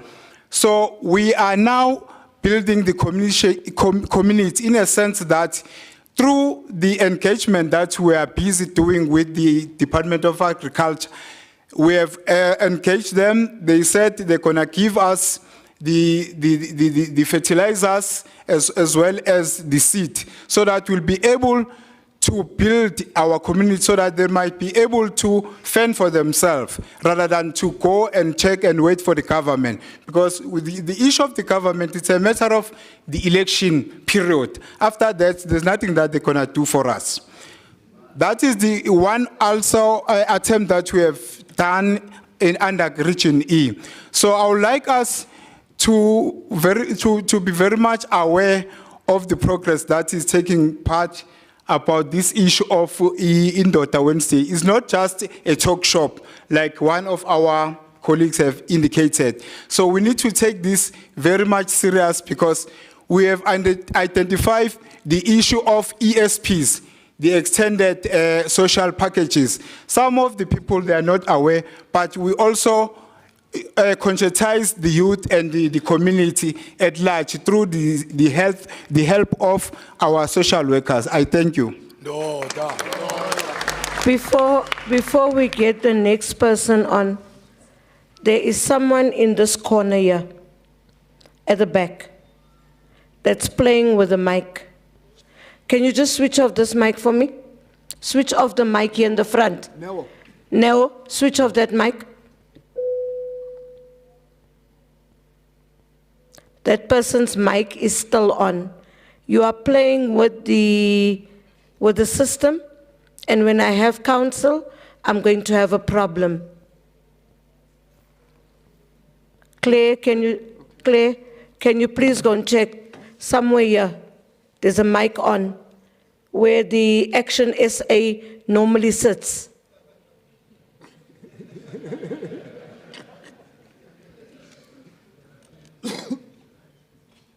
Can they switch off the mic? Okay, you can switch on your mic now. Thank you, Nell. Ay, siyabonga, yakhuluma yo, Region E. Hey, niyakhuluma, you talk a lot, guys. Sicela ukubonga nabo sisi be SAPS Alexander sibonga kakhulu ngesupporteni bomama. You see, hey, they talk. There's a lot to talk about in Region E. Okay, thank you, guys. Ngumsebenzi wenu. Right now, we are calling Region G. Bengicela ukubiza uNkosi Chief Nkululeko Matikizela. Uzokhuluma ngayo yonke into bayenzayo, everything they are doing in Region G.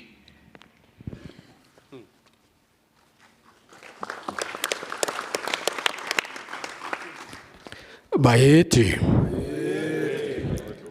Munna Tus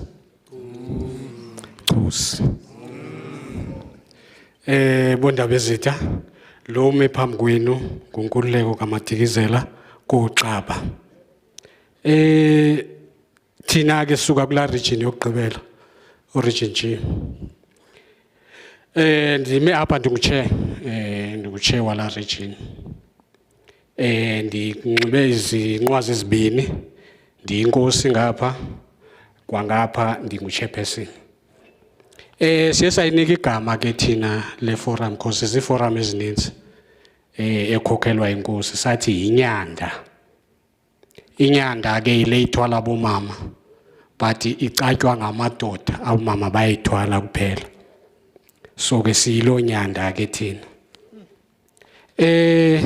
kakhulu siye senze i-clean up campaign ikubikhona ebesinayo kwezinyanga zigqithileyo siyinyanda sidibene pha iproper sayenza but ayizange ibe successful bondaba ezithi. I don't want to tell you lies. Sagcina sifundisa nje nge-environment but i-clean up campaign zange yenzeke. Kukho abantu abajongela ubukhosi phansi bondaba ezithi. And ubukhosi awubuphiwa uyabuzalelwa. Xa uphikisa into ethethwe ngumuntu othunyiweyo wena ujonge inzuzo uyogagana nonomgaga phambili. Siyenzile ke la clean up campaign sinesigange esikhona phaya esifuna uba sisithene sibe kuba abanye abantwana abekho kumajiji abanye basemculweni so besifuna basenze indawo apho kuzothengiswa khona izinto sishow off i-craft yethu abantwana bacule abantwana badlala ibhola yabona so ke that thing was sabotaged by i-councillor lam my ward councillor and I want to put it straight ayizange kuba wayengazange aphumelele so that yaphela kanjalo so ke kwi-check impilo siyinyanda sisebenza kakhulu ne-clinics sisebenza kakhulu ne-clinics ezininzi A2 Straightforward i7 imablomini bondaba ezitha. Amadoda akhona amele ucheck impilo. Sibuye ke bondaba ezitha sijonge abantwana. Abantwana sibanika izinto bengazazi abantwana. Ufane nje umnike R100 umntwana uthi makahambe ayozivisa. Uzoyispenda la R100 kodwa kuba ubungambhalelanga phansi izinto ofanele azithenge uzoyiwaste. So ke ndithi ke mina kule gender based violence masiyeke ukurepa into eseyibolile. Masiqale kwabantu bancinci. Kwabantu bancinci sityale that seed uba lo mntwana angazubetheka ngolhlobo ubetheke ngalo. So ke sinayo plant a seed project ekuthiwa plant a seed ifundisa abantwana ngezithakazelo bondaba ezitha kuba kubalekile ukuzazi incambu yakho ungashukunyiswa ngumoya. Sibuye ke sibe nayo siyenza on a Sundays bondaba ezitha siyenza on a Sunday kuba sijongele babantu basondiwe umuntu before ayosontwa funeke aqale ululwe ngesintu sakhe. Bondaba ezitha siyasokola nyani kuba akho umuntu osebenzayo and iyahlala yona indoda Wednesday iyahlala kakuhle asikaze simise nolunye usuku and size savumelana uba njengoba ingena kayi4 make njengoba ingena phaya ezinyosini ebukhosini bakwaXaba ingene kwenye indawo make ke ngoku xa kuphela inyanga sike sidibane sibone ba iissues zethu zimephi and singabalibalanga abantu bengubo bondaba ezitha kuba ezinto sizifundayo sizilungisayo sizipracticele uya kuba abantu bengubo. So nabo bafuneka basiba involve kwelinye ixesha xa sesifomile sesijimile sazi ba hayi sijimile ngokusibabize sithi anihlale ngapha abantu bengubo sike sithethe. Ndike mdanga ke bondaba ezitha into esiyifunayo kakhulu ileyo ba makucace kwindaba ye transport ixesha bondaba ezitha ixesha libalekile. Asoze ulithenge nangamalini ixesha xa ligqithile. So masiyeke ukuvuka ke bondaba ezitha simele izinto ba mazenzeke ixesha lize lisigqithe.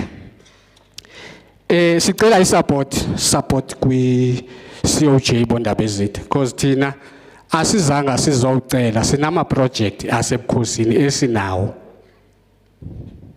Asizanga sithi sizocinezela okukhona sizokwandisa okukhona. Bondaba ezitha ndisitsho nje kukho iproject elapha eCOJ na icountry yonke of fixing ama potholes bondaba ezitha. Fixing ama potholes. There's a cheap material which lies around up which we can use to close that lentuka and we'll be cleaning at the same time but sivala ingxaki. So please look onto that on that project ngoba iyanohlula batholi iyanohlula iproject yokuvala imingxunya but I've come up with a solution bondaba ezitha.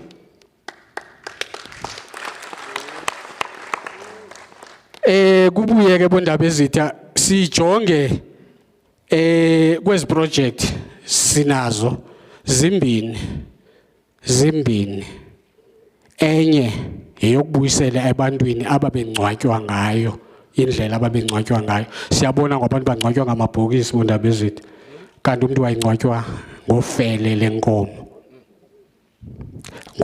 lenkomo. So sibuyisela ke lonto si designer ama coffins ngeskin senkomo. So ezo zinto bondaba ezitha azizinto ezisuka kumveli kuqala aziveli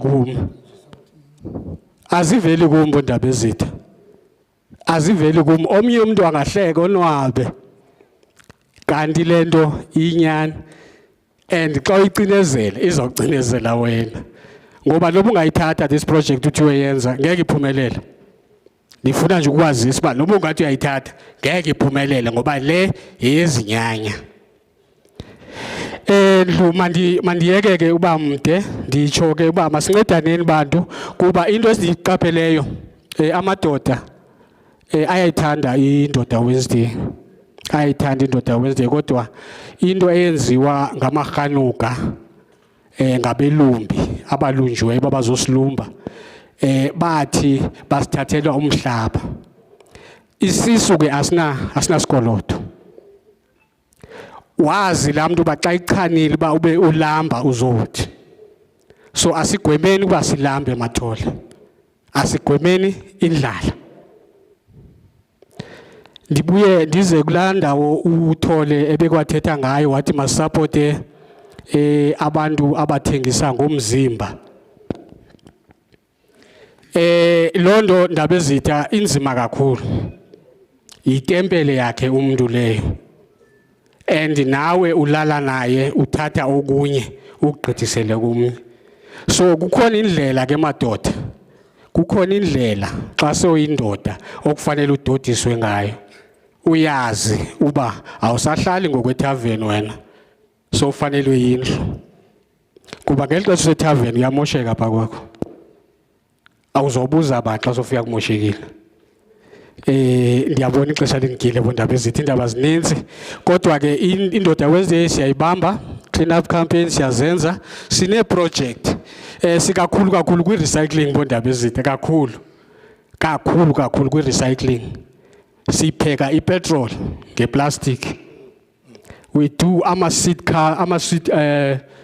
corner couches nge 2-liter bottles.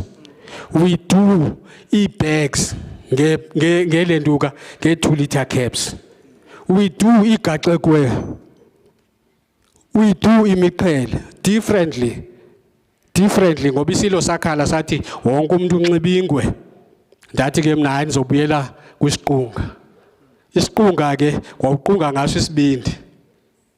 Yayinto ayisetyenziswa kudala ukuthi xa kushone umuntu bayilume bayikhafule uhambe yohlamba. Njengangoku namhlanje sesebenzisa into engaphakathi ukufa ke kuzomitha nako kuhlale kukhona.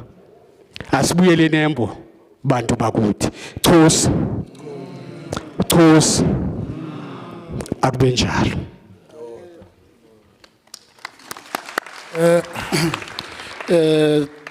Thank you. I would like to greet the House. I would like to greet you, Madam Speaker. I would like to greet you, all the men who was in front here. Mina ngizothanda ukuthi ngisupport what undaba ezithi I've said now, but ngizo-add ezinye izinto ngangichithela isikhathi kakhulu. Ku-job creation we manage ukuthi sicale i-project yokuthi sifunele amadoda i-employment. Sesahamba sayofuna i-sponsor ukuthi amadoda sizokwazi ukwacalela ama-small businesses. But kule small business into esiyenzayo umuntu asimnikeza imali. We don't give umuntu imali, thina siyambuza umuntu ukuthi ufunani kule small business. Bese simnika i-amount njenge 10,000 ukuthi azistartele i-business yakhe. But in that business izomonitor for 6 months ukuthi sibone ukuthi lento uyayenza mayimhlula sikwazi ukumsupport. The other thing ku-region G i-challenge ehlangabezana nayo i-region G inkulu kakhulu. Okwamanje i-region G sifocuse maybe kuma-area i3.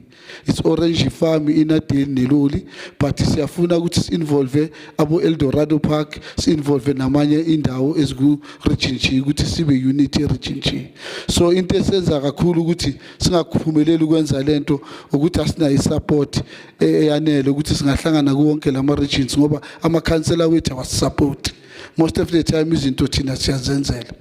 So bengicela ukuthi masingabo baba sibe ukuthi siyasupportana siyazenzela izinto njengoba sisho, but nami ngizohlala kulento yamadoda sewayishilo ukuthi if kunamadoda la esebenzisana nawo especially ku-COJ akhona ama-institution njengabo Joseph Hlomile mabangabheki kakhulu kumantombazane. Abafowethu batrainiwe, batrainwa ama-institution njenge-ANOVA. They can also test, they can also do outreach, especially ku-health.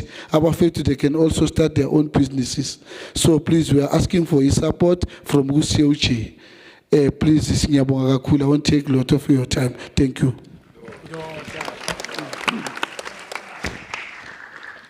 Hey, it's too much. Yeah, thank you, Babu Matigizela and Nobabu Zwane. Guys, these are representative for 5 regions. As I said before we started, only 2 regions that are not here today, which is A and F. And I can see a hand. What's all? Okay, after, guys, when we do commission, all the representative for all the regions, can I please see you outside when we do commissions? Thank you. Matota.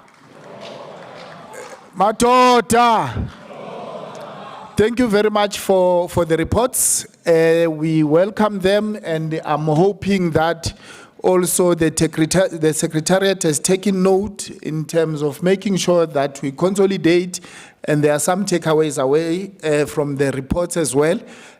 We thank you very much, man. What we are going to do, we are going to call Dr. Hanaka, hoping that Dogotela, our good doctor, will move with the speed of the lightning. And then after him, we'll then go directly to the commissions. But one thing that I left behind, Madam Speaker, the apology from the chairperson of the men's sector of the city of Johannesburg, Mr. Charles Mpep, we wanted to be with us. He's not well, and we wish him well and speedy recovery. Dr. Hanaka, when we are ready, sir.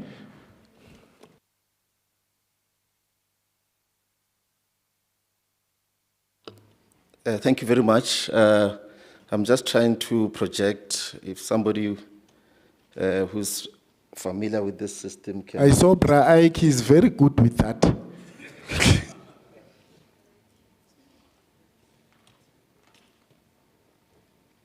IT, can you come and assist us?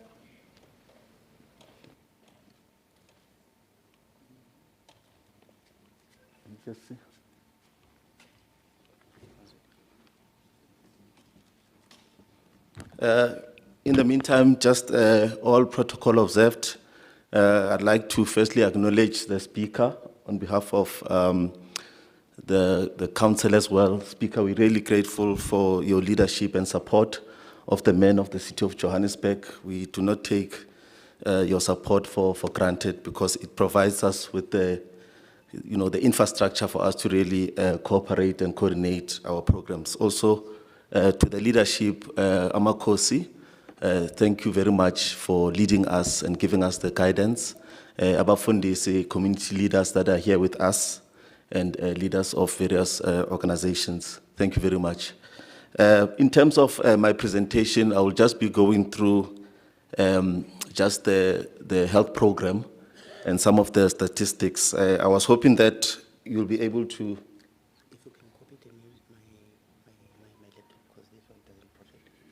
Is it okay? This might take a bit of time, so as we sort out the issue of...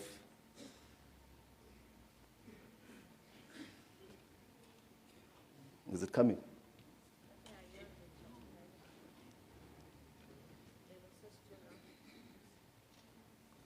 There we go. Thank you. So, in terms of the program, that's quite critical for us. At the basic unit of our men's parliament across the country, it is us meeting and making sure that we meet in our communities where we are, because that's where we will make the difference. While we appreciate the higher level structures, national, provincial, as well as our district men's parliament, but ultimately the most important parliament is where we live, because that is where we have the most power to effect the change. Now, for us as a district, we are not only important from a socio-economic point of view, but influence, because we also, while we're smallest in size, we carry the largest population in terms of, within the district, but also as a province. But when we also go, as we do, December Easter, June holidays, we influence, what's happening in the country. So the work that you're doing here, you may not see it now, but over the years, you will see that over time, the kind of influence it cuts across. And as you hear the many issues that we're discussing here, colleagues, as a city, we are dealing with a polycrisis, which include health challenges. But I want to challenge you to say, if you had to assess all these challenges in their diversity, you'll realize that at the heart of the challenges that we're experiencing is us, it's masculinity. If you correct just that one problem, all these other challenges that we are discussing will be resolved. Whether it's our health, our community safety issues, our socio-economic issues, the heart of the matter is that we are looking at ensuring that we really transform ourselves as Amadoda was a city of Johannesburg. Now, just going through the stats, I'll be very quick. You'll receive this presentation in your various groups. But what we are also advancing as a city, there are work that we can do with our clinics as doctors, as nurses, as various clinicians. But we're going to start sharing this information with you so that you take responsibility for some of our stats and targets.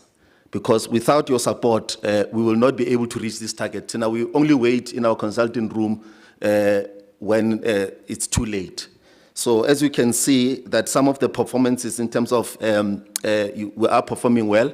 We are getting to know our status as a district. We are mostly green, but we still have some gaps. You can see, like your D here and there, you still have a gap in ensuring that children are found who know their status. But even where we are green, we're expecting for us to move to zeros because all of us must ensure that we are tested and we meet those targets. Also, for the young group of 15 to 24, while we are meeting our targets across, you can see some quotas, like in quota 3, region A, which is not here.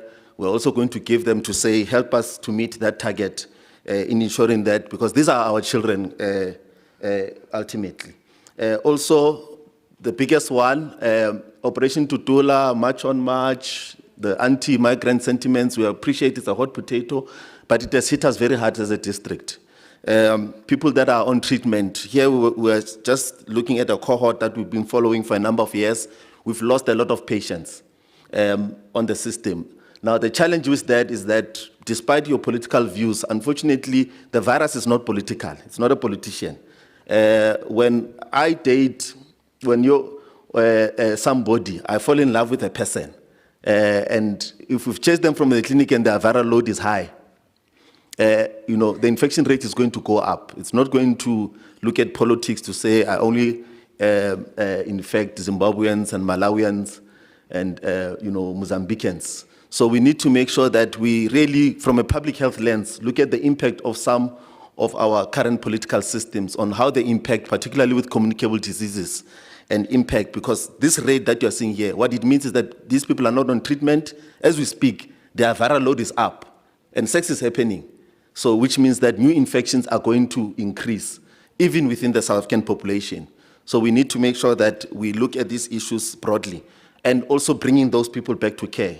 So as men, we need to support. You can see we've got a big gap of over 100,000 residents that we need to bring back to care. The majority of the more than 100,000 people we need to bring back to care are men.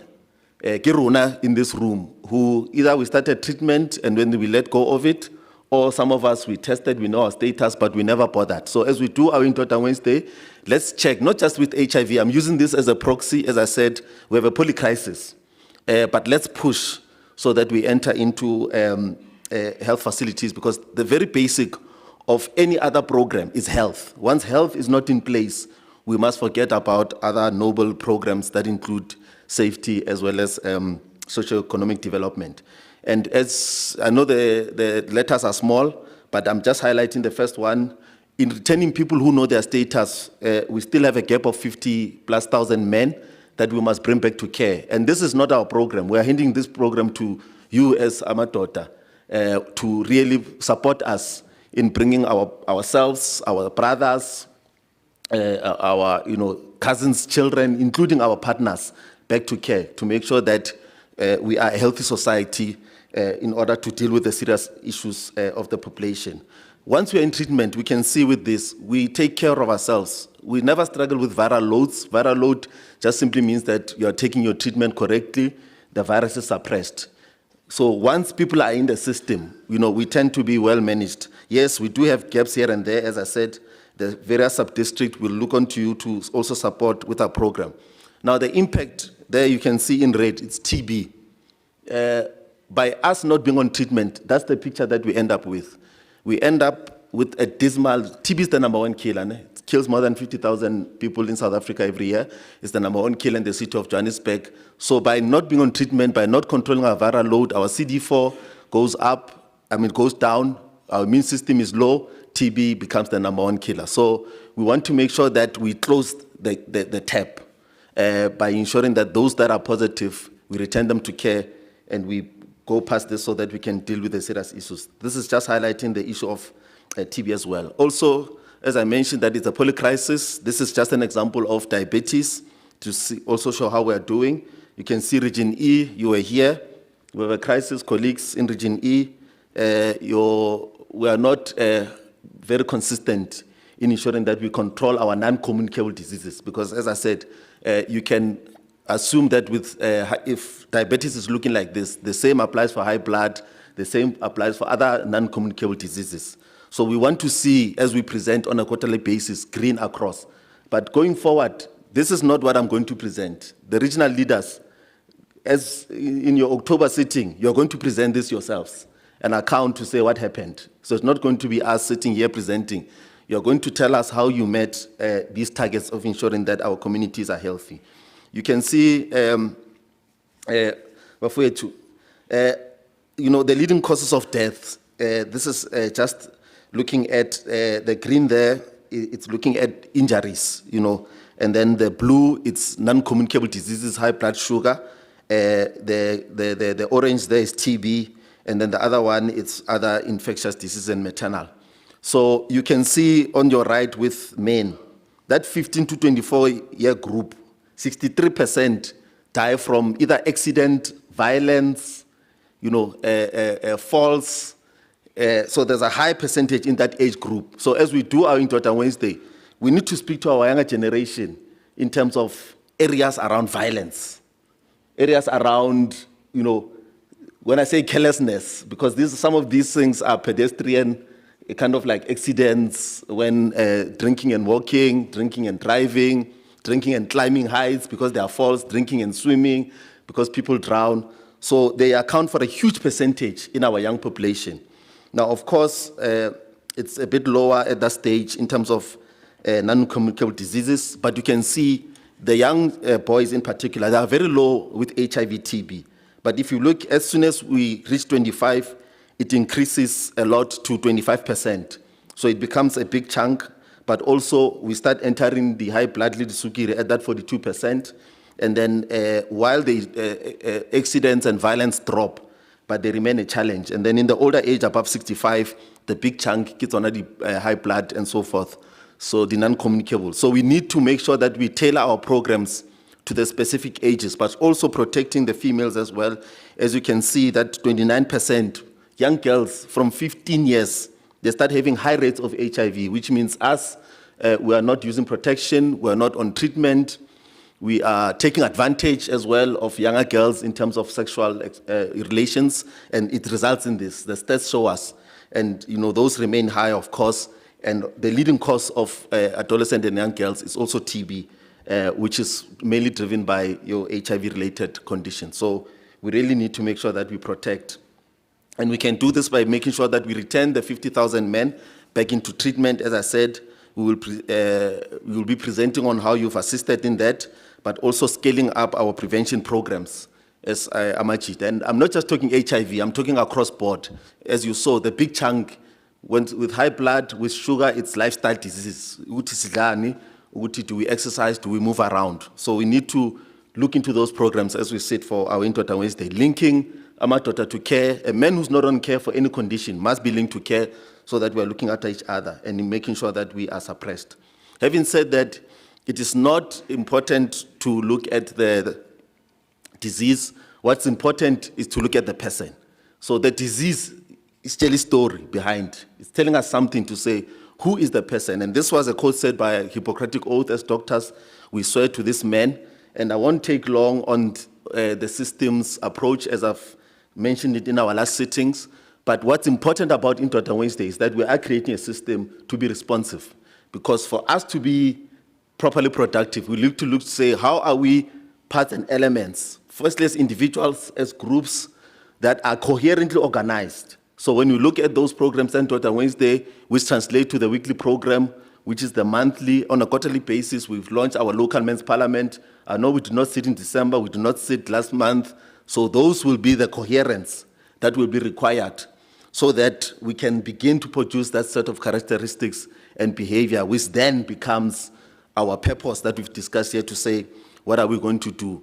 So until we are coordinated, we will struggle with that. Because Tena as health, we're dealing with the parameters in terms of systems. We're dealing with the tail end, the damage, the spilled milk. But as Amadota, we must deal with the higher level of where we change the structure of the systems, which I'll go a bit into detail in, as well as our mindsets.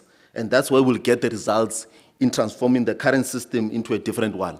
And as AMA regions were presenting here, before we deal with the high-level structures of growth, we need to take care of our deficiency needs. And I appreciate the reports that are reporting that we are dealing with the issues of hunger, the issues of unemployment, so that those basic physiological needs, because not only does Ingalibagulanga, but hunger also prioritizes so much that you can't think of anything else.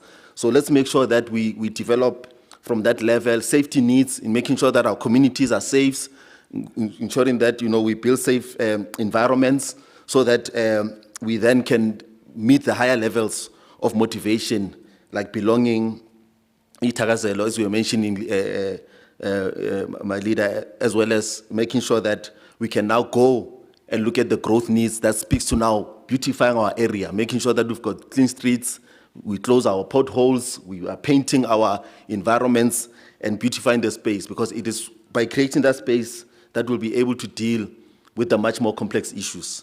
Now, I want to just touch a bit on this. As I said, we will send this to the various groups. But as we sit, as Amajita, let us be systematic. I implore that we all become systems thinkers. By that I mean, it's easy to be reactionary, to sit, wait for a problem, and then when that problem appears, you fix it. Reaching G, gangsterism, step each other, you go to a school, it's once off. Old Dorado Park, we have a lolly house here, track what, we go to that house, we come back. We'll always be chasing these fires. So it's one thing to look at what happened seconds before and hours before, but I want us to begin, as we sit, to look at, what happens much longer before. Because there are things that influence behavior. Behavior doesn't just occur because of what's happening in the brain in terms of seconds around neuroscience or hormones in terms of seconds and hours. But adolescent, your brain is not fully developed until you're 25. So as I showed you, that violence in 14 to 25-year-olds is because it's a developing brain that is influenced around violence, that is influenced about normalizing and struggling to control, self-control. So how do we deal? Yes, some of us here are well above 25, but we can influence the younger generation in terms of socialization so that we make sure that future generations that their mindset is developed in a particular way. But also ourselves, we can look back into our childhood and begin to correct, because a lot of the things that we do, I'm dating young girls because now so at my age, it's now my time to shine. So that's why I'm going for those young girls, because I'm paying back that debt. I've not dealt with that child or head teenager, and I'm causing damage in society. And I'm presenting it as stats here. As I said, when I say the system is working perfectly fine, what in health we're calling high levels of pregnancy in young girls, now in my world, it's what it is. It's a system working perfectly fine, because I'm correcting a past wrong, So we really need to look, including childhood, but also with our leaders here, to the culture. They say culture eats strategy for breakfast. Long before you were born, our ancestors developed certain cultures that are influencing us now. as we speak. So we need to acknowledge them and say which are cultures that are moving us forward so that we strengthen them, and the ones that are holding us back so that we review them and strengthen them so that they can do better for us. So as we sit as amadoda, let's be much more complex and not wait for problems, but analyze from million years ago. And just to emphasize, not just looking at the iceberg to say what's happening, we go below to look at the patterns, what has been happening over time, because you'll see similar patterns, in certain areas. I'm sure, Madam Speaker, you'll agree with me, the issue of substance abuse in your elders, it's a pattern. It's not something that just happens and disappears. The issues of violence in Region G amongst the young children and gangsterism, it's a pattern. I don't want to say reds in LX is a pattern, but we can see where this is going. So we must then ask ourselves what's influencing the repeating behavior and redesign those structures. So speaking of reds in LX, we begin to clean because it's those dams that are creating those patterns. When it speaks to substance abuse in elders and the surrounding areas, we begin to say, do we have idle youth that are hopeless and do not have any aspirations in terms of their futures?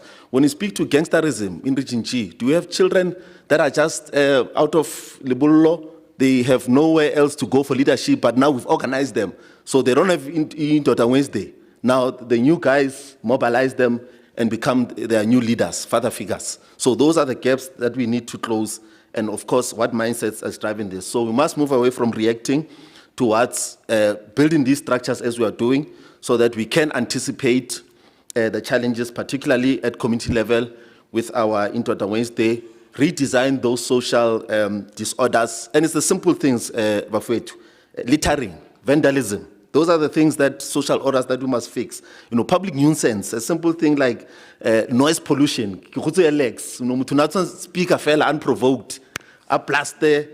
So those are the things that we might take them for granted as our norms in society, but they create the kind of disorders that allow for other social bigger problems to emerge, including physical orders, like we spoke about, things like potholes, illegal dumping, unkept yards, things that are within our control.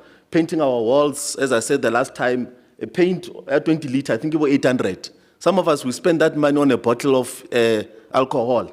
But our wall, the last time we painted our wall was 1993, before elections, So, and when these things, you might take them for granted that what does a beautiful wall have to do? But there's a reason why the stats in Santon's sexual assault are so low at Santon Station compared to Alex Station.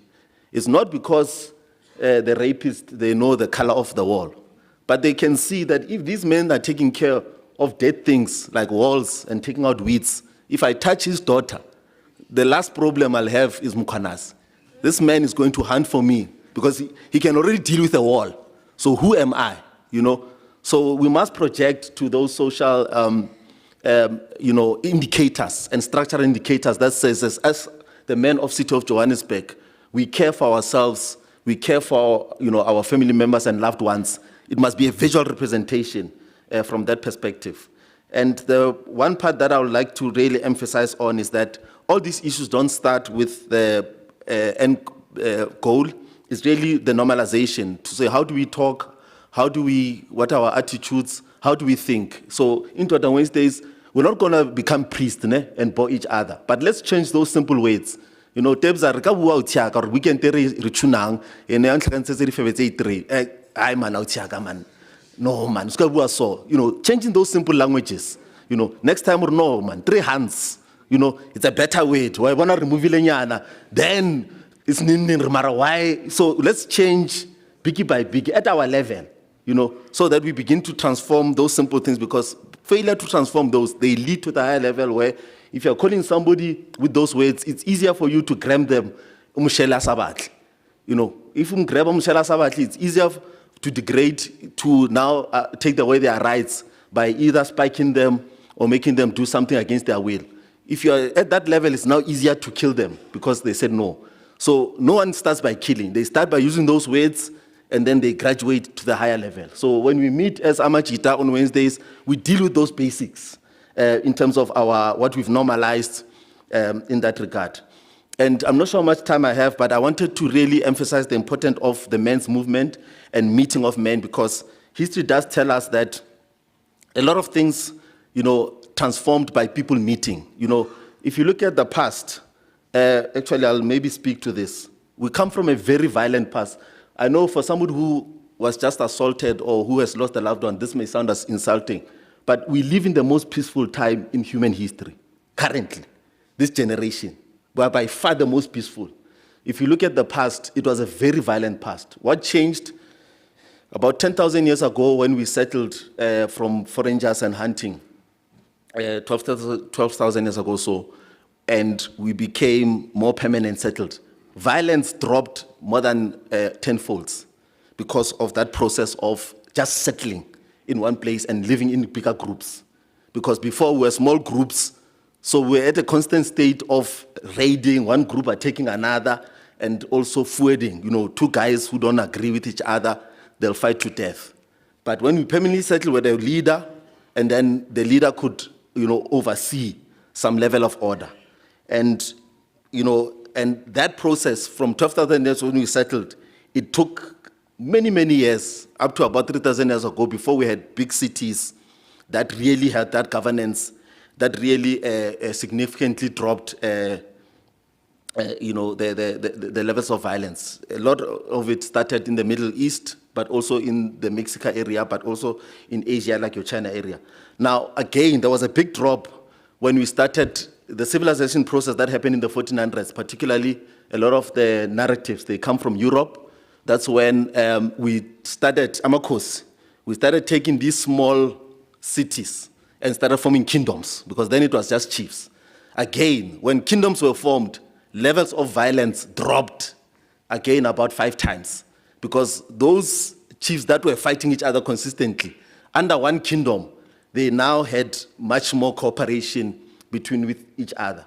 So I'm just alluding to say, peace is not going to come from the miracle. As we organize ourselves within Dr. Wednesday, with men's parliaments, and we begin to, because this violence is driven by this lack of coordination and not having one value system as a society. So somebody who doesn't understand, but why are we meeting? Why can't we just go straight and solve a problem? Communities that are disorganized, and you can see, practical example, just look at cohorts of organized communities. They're not having any of these challenges, although they live within our cities. Highly, highly organized communities are meeting a lot of their challenges, because also, as we organized and formed kingdoms, one of the things that we did, and it's very important, we started establishing much more complex trade.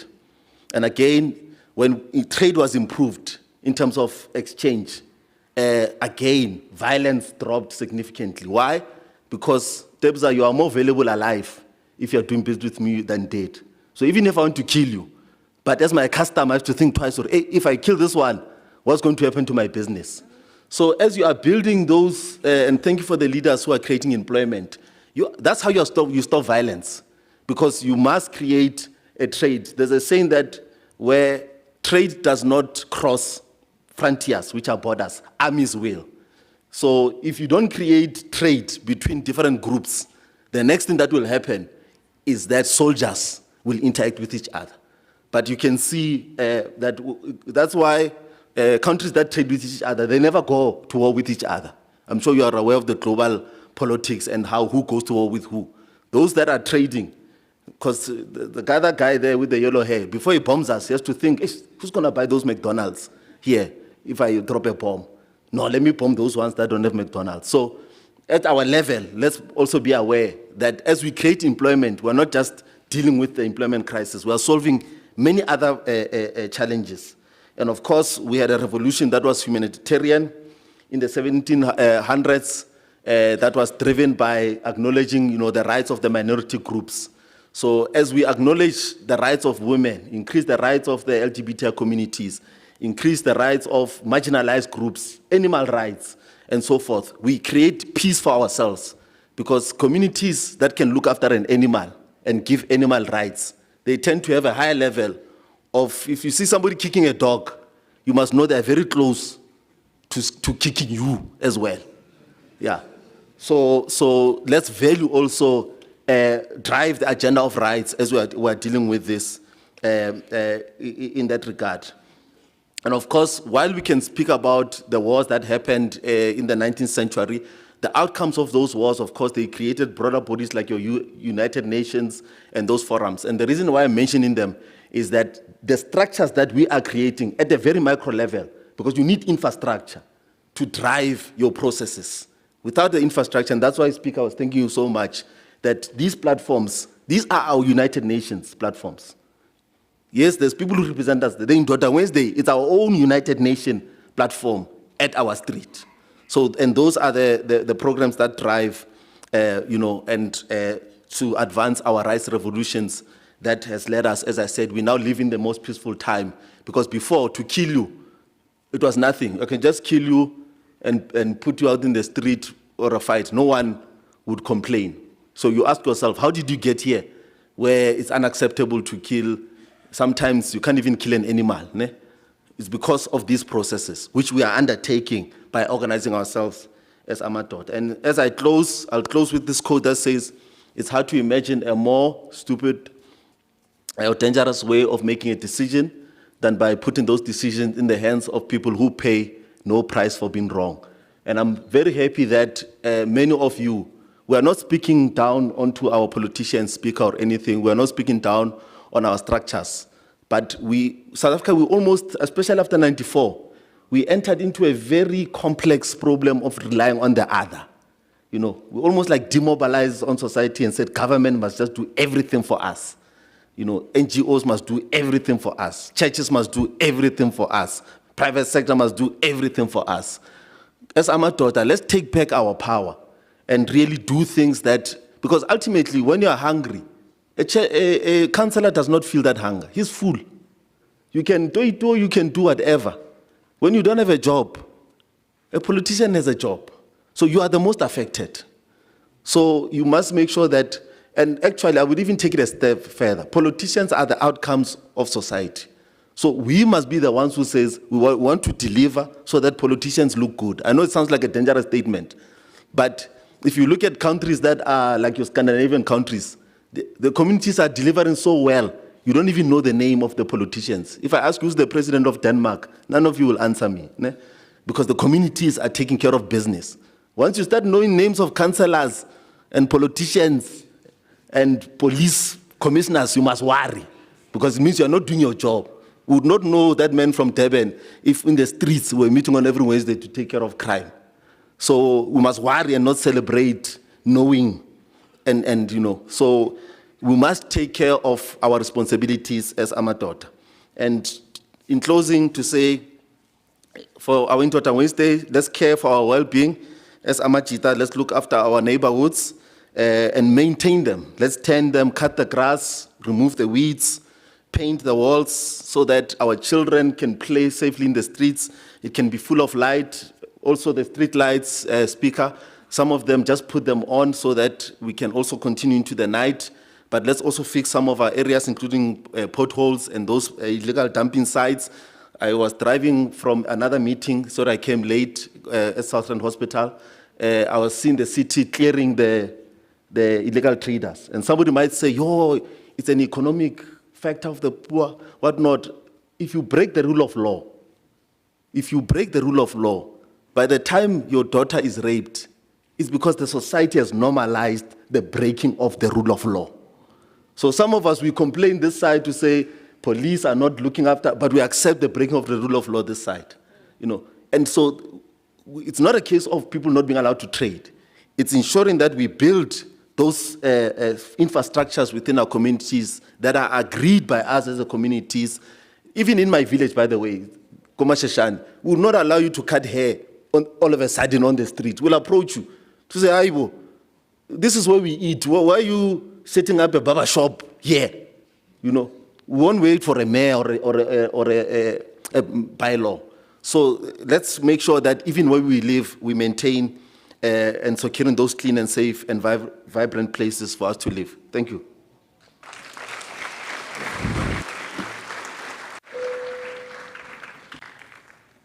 Thank you very much, Dr. Hanaga. Without any waste of time, please write this down as we go to commissions.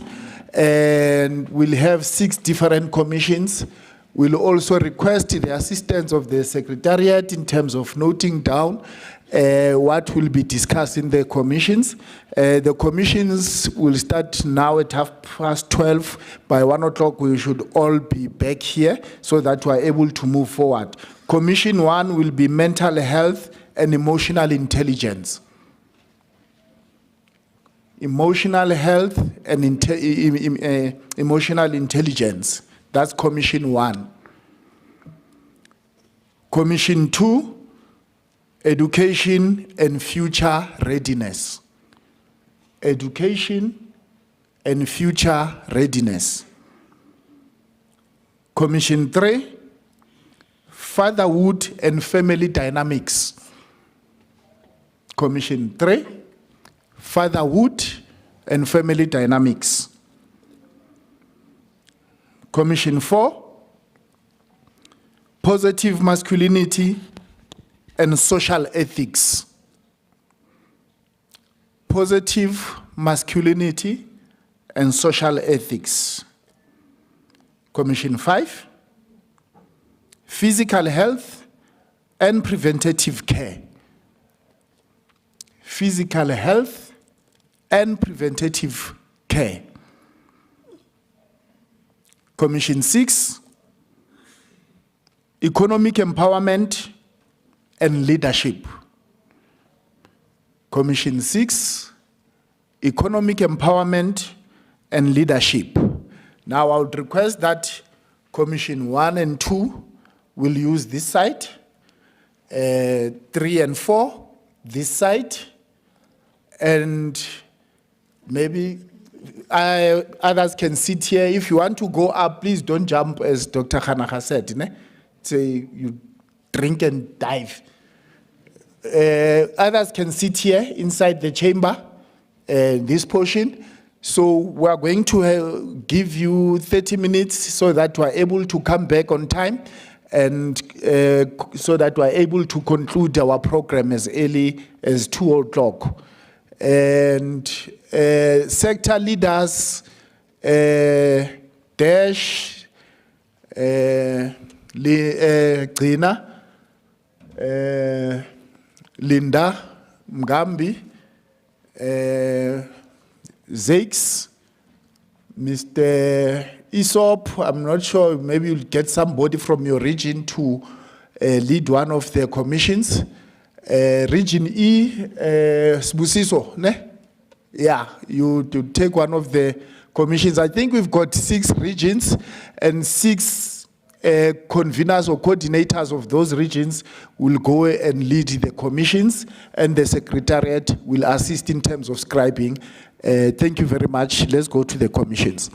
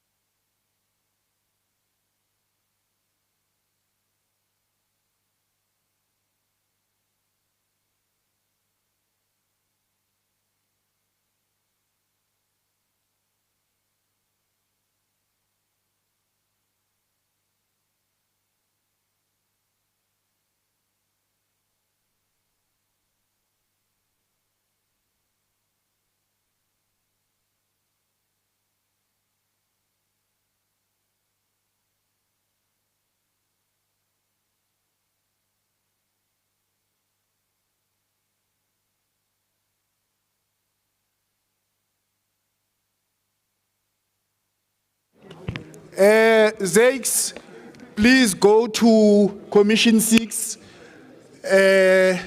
Commission 6, you lead Commission 6. Here's Commission 6 somewhere this side. Dash, Commission 5.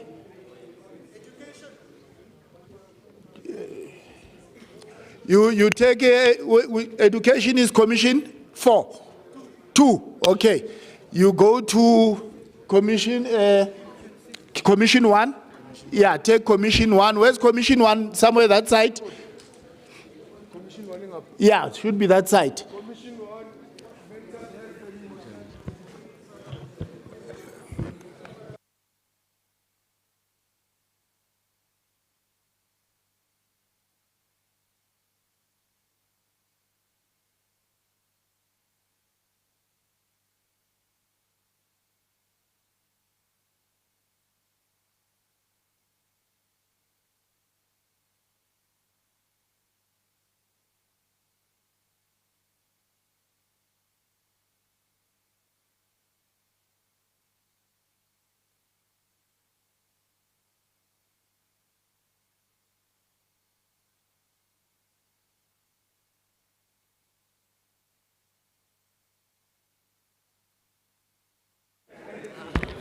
Sanbonan.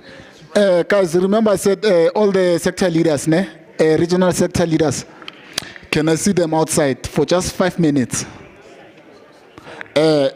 Just where I am, just come to where I am. I'll be right there.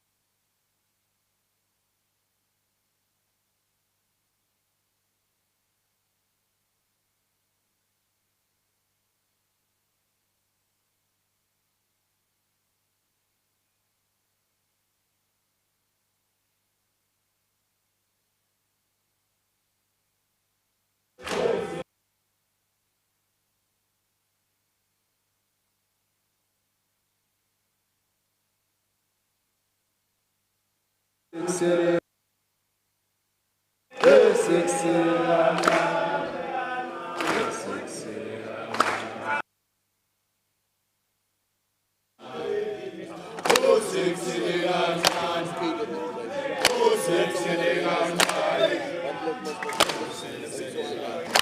missed that opportunity. But you're right.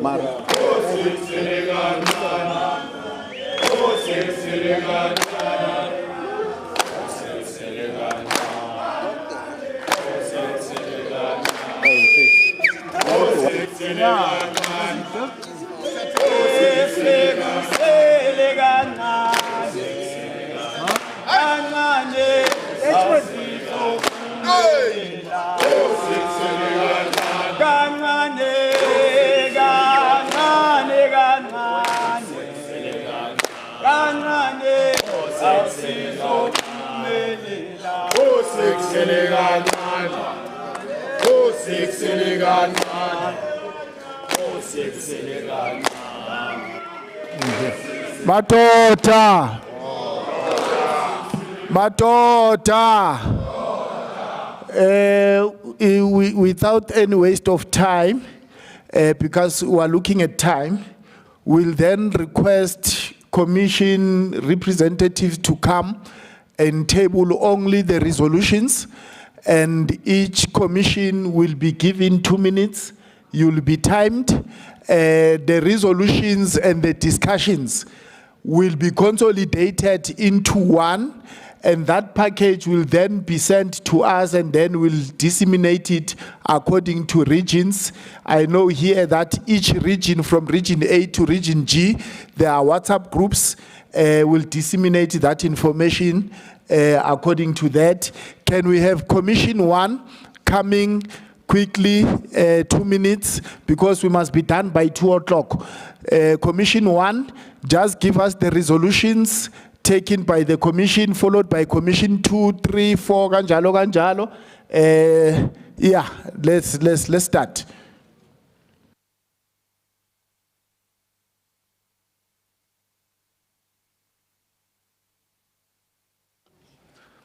Matota. Daughter. Sorry.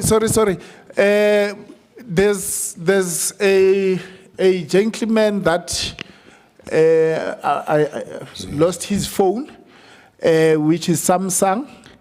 If any one of us has the phone, please bring it here, and then it will be collected by the owner. I know sometimes ukuthi mhlambe mistake ishereli phone. Please, let's bring it back. Ne? Thank you. Continue.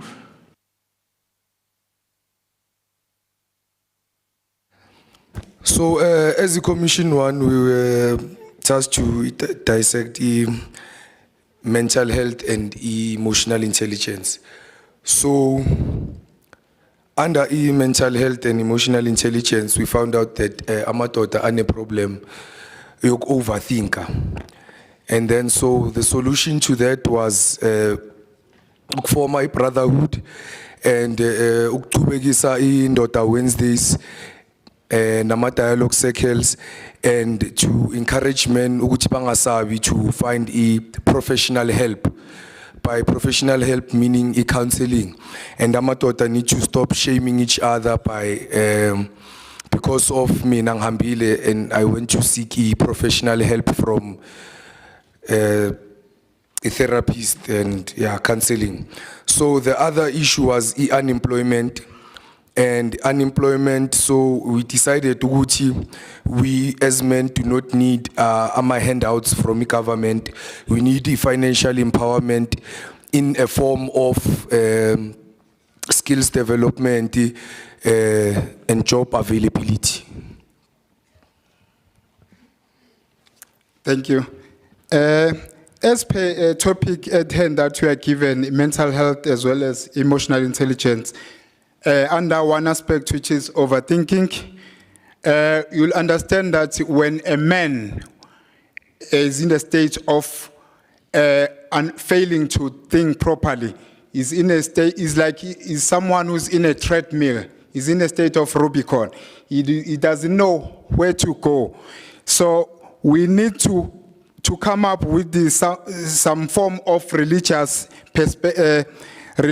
groups together with support groups in a way that will also encourage people to review themselves, where they come from. For example, we once also given an example in a biblical perspective to say, in umuntu nomuntu noma indoda nendoda izodla umjuluko wayo, meaning we need to encourage people to be self-determined. Like I once alluded in the issue of spaces which are lying fallow. People, once we identify those spaces, rather than to give people who want to self-enrich themselves, we rather do farming or grow that space for the crops that will benefit the whole community as men. Because you understand the issue of inflation, yes, Kashel. So that is a very truth that is prevailing on the ground. Also under emotional intelligence, remember as a man, we used to take control. Remember, a man is always regarded as a provider. A man is also regarded as a protector.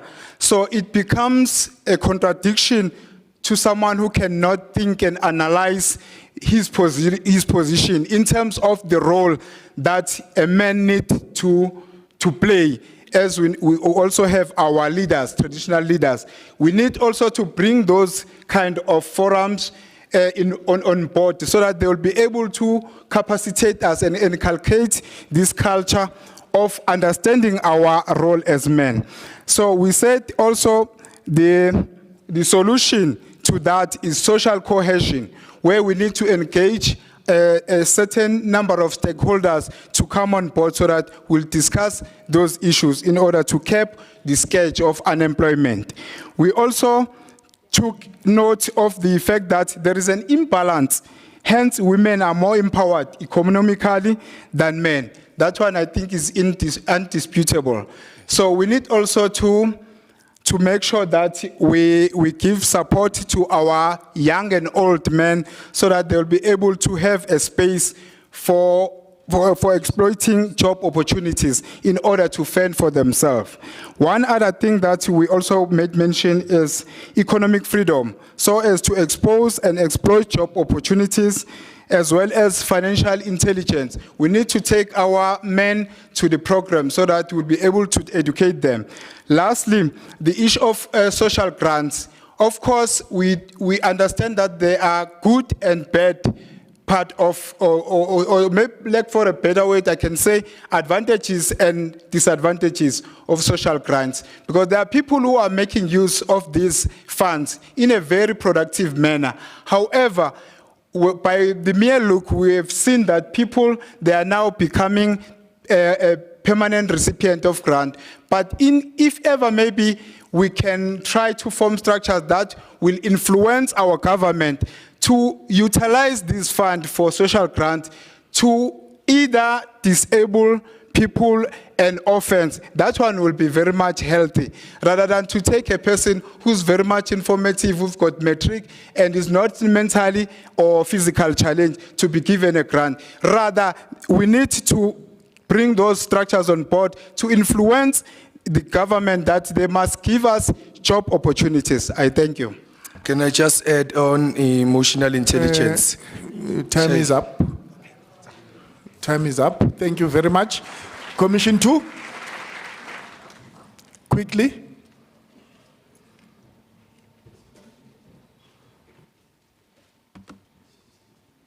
I think it's best if they see that 2 minutes in front of them. To work best.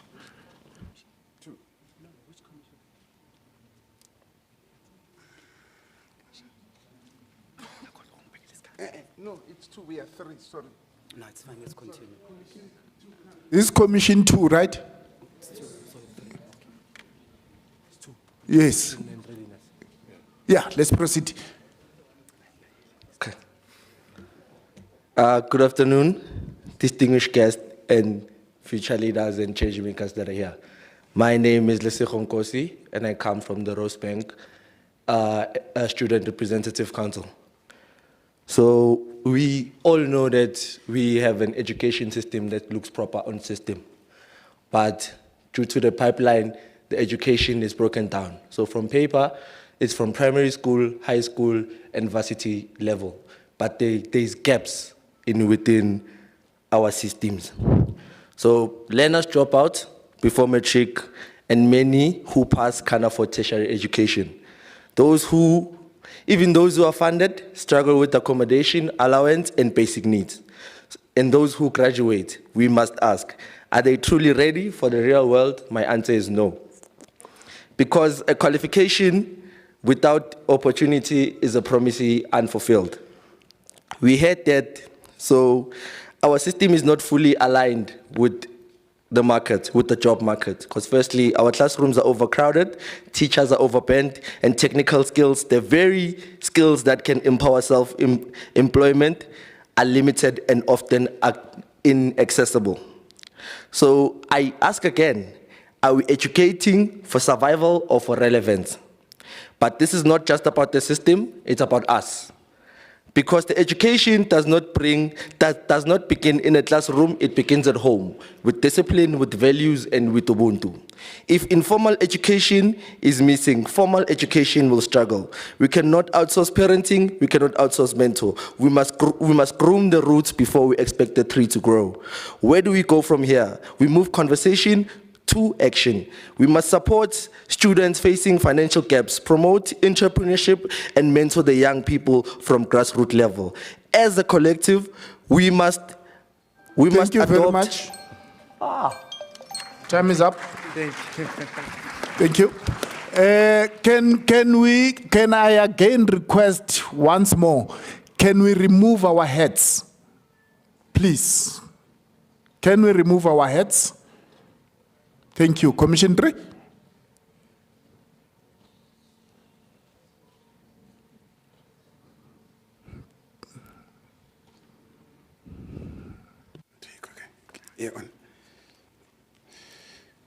Thank you for this day, for this Wednesday.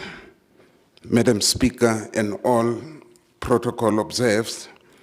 We are on, my name is David Sadike. They'll be able to tell on fatherhood and family dynamics and responsibilities. Due to time, I've decided to the group, to summarize that.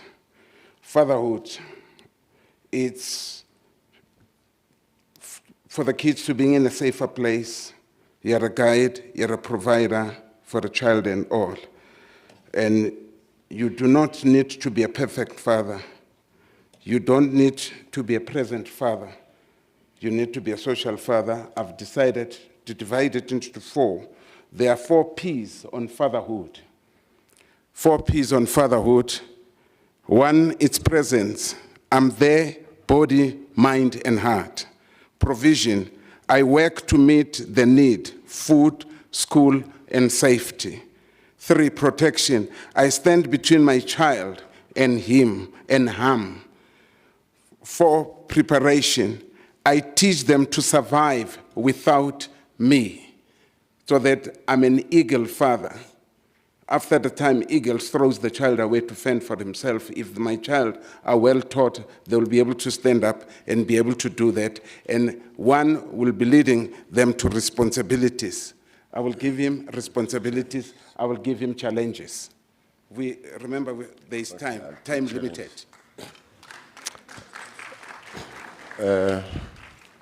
Sanbanani, Yumutula Nemngobe from Region E. I think when the mistake, I will just go into challenges. Wabo Baba Eslangana now.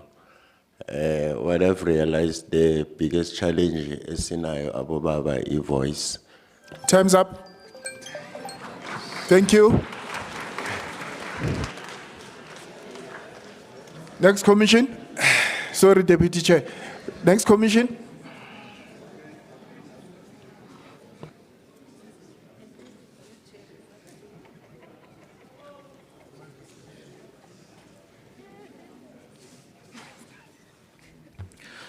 Madota! Madoda! 30 seconds gone. Good afternoon, gentlemen and ladies. We're talking about positive masculinity and Social ethics. yeah, social ethics, right.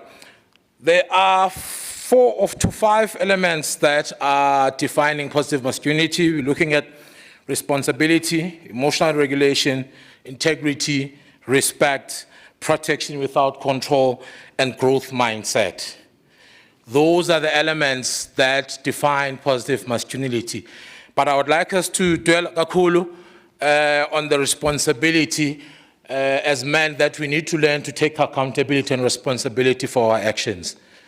And stop looking at the environment and blaming the environment that influences us to behave the way that we behave. We take responsibility and we account, and we and we commit to what we've committed to. Because a man is a man by keeping his word. Ntoda. Okay, in terms of social ethics, resolutions is we need to tame our tongue as men and make sure that we become role models and not making an excuse just because you have or you had no father figure. And also taming also our tongue.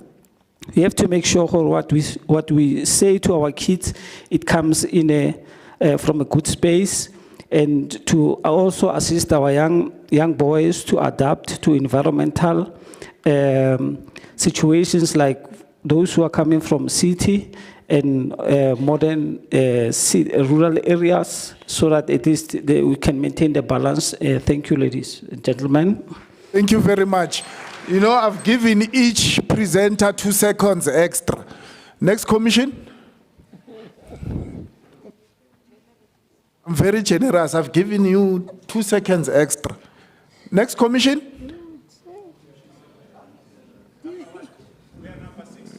Come. If number 5 doesn't want to come.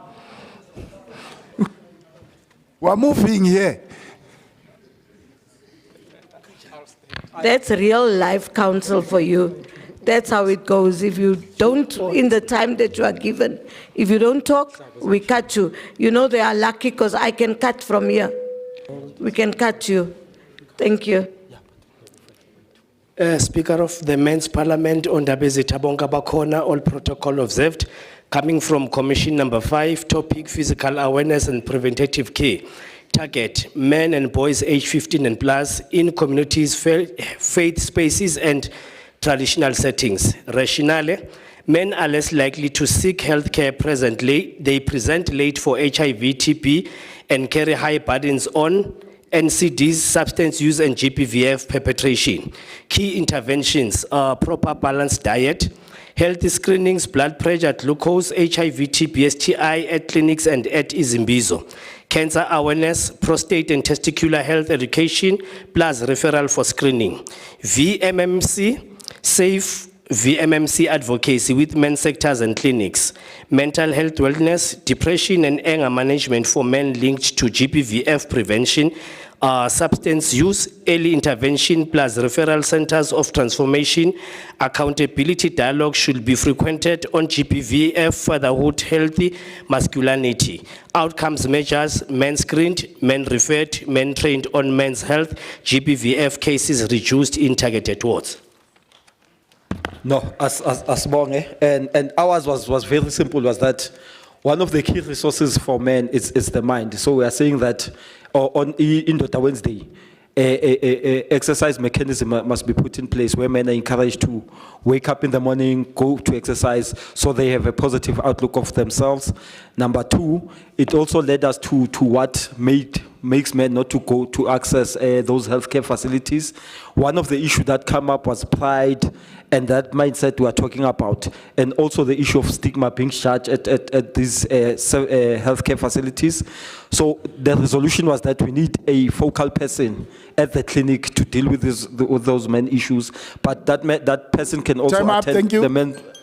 Only Commission 4 was disciplined. Commission 6. Economic empowerment without leadership lacks direction. And leadership without economic empowerment lacks impact. I reiterate, let it not be a talk shop. As chaza ukuthi size la sizokhuluma, we want deadlines, we want commitment. We have identified low-hanging fruits that we think we can go forward with them. We want to identify projects like grass cutting that is available and then get men to participate in that. Skill development and entrepreneurship. Recently, we have just picked up, the University of Free State has announced that there is a research where now they discover harmful chemicals on women's pads. So as a fight against the gender-based violence and economic deprivation, so we decided that we want to establish we have actually designed and manufactured proudly South African pads that are organic. So we want to go to all these other areas. We get those to be distributed because currently, if you look at it, in the retail shops, there is a legal war happening there. They need to be removed. So before entering that space, we want to do it within our communities because we know when you look at simple things like tuck shops, they are no longer owned by us as men or South Africans. So we want to set up that sort of like mini tuck shops there because women need those on monthly basis. So there is an economic spin-off there. We can actually make a thing there. So we also want to look at the budget that normally is coming from the municipality that, you know, it's not spent and it's actually returned back to the treasury. We want to see how best we can do that and also capitalize on skill development and make sure that there is a lot of partnership as we have done with this thing of the pets. We have partnered with the gynecologist and they're assisting us in that. Thank you very much. Thank you very much, colleagues. We appreciate, as said, the Commission's reports will be circulated as well. As we move, the following speakers will also each get 2 minutes. We will have Professor Arun, going once, twice, gone. Do we have Mr. Mangani? EISD going once, twice, gone. We're moving. AHF, do we have AHF going once, twice, gone. Brigadier Zotets, do we have you please come on the stage?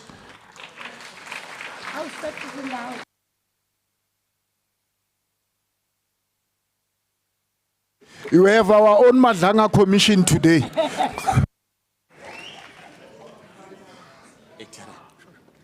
Ndota. Yeah, for once, at least I gave me more parliamenting and kibua, at least. Ne? Thank you very much, Madam Speaker. Banna Realebo. I'm not going to waste time. Yes, I am Brigadier Amos Lefatsotezi, Station Commander Sakamoka Jablani, Soweto. Mine is very simple. I am here to commit, and I am also here to make sure that everybody are and feel safe. This is not from me, it's not my wish. It is from the Constitution, Section 205, subsection 3. Kemo parliamenting, I must quote, musne. Yes, I cannot just talk. Yes, because remember, in terms of the Constitution, there is the don'ts and the do's. What we have to do, we must respect the Constitution. I cannot just come here and make wishes. Now, that was number one. Number two, remember, in terms of the Parliament document, ICVPS is very important so that you must Google it. The ICVPS is a government document that was adopted by the Parliament by the year 2022. It is stating very clearly it's got 6 pillars. Now, on those 6 pillars, let me, because ICVPS is an abbreviation. When you say it, it's Integrated Crime and Violence Prevention Strategy. What does it mean? Remember, it's got 6 pillars. Where we are sitting right now is pillar number 6, is talking about community participation. Brigadier. Thank you very much. Thank you very much. I was having 2 minutes. Yes. Thank you very much. I really appreciate it. Thank you. And I was seeing you strategically raised your hand so that I don't see time. Brigadier Tsotetsi always tells me that all of us are suspects. Mr. Trinity?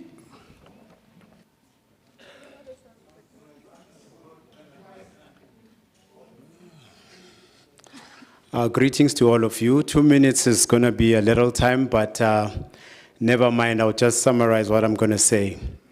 Representing the ex-convicts, my name is Trinity Msibi. I've been a perpetrator, and that doesn't say stigmatize me, because I've reformed, I've changed, and I'm here to contribute positively to the society. Now, hopefully the time for the applaud will be included.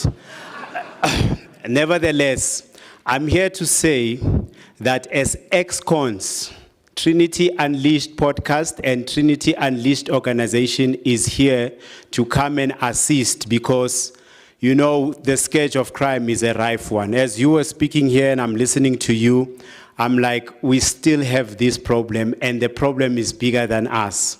Therefore, I'm here to say it cannot be refuted that as people who have been perpetrators, we have left a wound, and a wound that can never be healed. But we are here to help assist, to treat in terms of, or should I say with regards to recuperation, and then try to see how we can bring about healing to the society.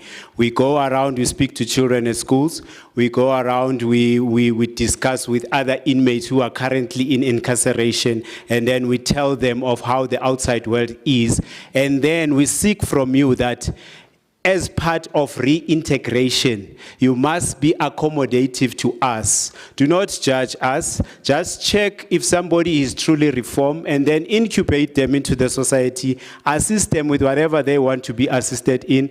I, for instance, would like to work with so many of you who are gathered here.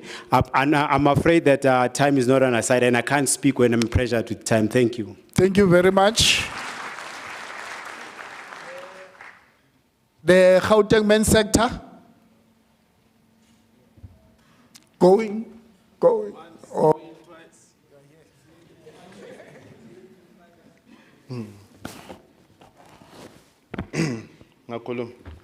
Thank you, Madam Speaker, Deputy Chair, Mr. Dube, and the Provincial Secretary. Greetings to all leaders present, fellow men and distinguished guests, all protocols observed. My name is Atlega Stone, a member of the Men's Sector Provincial Executive Committee, Deputy Convener. It is both an honor and privilege to stand before this esteemed platform, the Johannesburg Men's Parliament, to deliver a message of support. This parliament is more than just a gathering. It is a powerful symbol of men who have chosen to stand up, speak out, and take responsibility for shaping a better society. It represents a shift from silence to action, from excuses to accountability, and from individual struggles to collective solutions. As men, we are called upon to lead not through authority alone, but through character, discipline, and purpose. Spaces like this remind us that real leadership begins within, in how we think, how we act, and how we treat others. We are encouraged by impactful initiatives such as Indoda Wednesday, which continues to create safe and necessary platforms for men to engage openly about the realities we face. These conversations are not always easy, but they are necessary. They help us heal, grow, and become better men for our families and communities. We also take a moment to express how proud the province is of the City of Johannesburg men's sector. The work being done here is a beacon of hope, addressing critical issues such as health awareness, gender-based violence, fatherhood, and community development. Your commitment is a clear demonstration that when men unite with purpose, real change is possible. Oh, shit. Oh, sorry, apologies. We also take this moment to explore. No, time is up. Thank you. Arena, asina zoelo no balance asixolele. Can I have the 30 more seconds, Keith? You tlo re tima tšhelete. Ke tla lefa. 10 seconds. Yes, this parliament must therefore not only be a space of discussion, but a platform for action. Let us leave here with renewal energy, clear commitments, and shared vision to go back into our commitments and make a difference. Let us be men who lead with integrity, who protect, who uplift, and who build. In closing, we reaffirm our unwavering support for the Johannesburg Men's Parliament and all the initiatives that seek to empower men and strengthen our communities. Thank you very much, Deputy Convener. Up the parks. Thank you. JSC Secretariat, followed by the Chairperson of the Civil Society Forum in Johannesburg.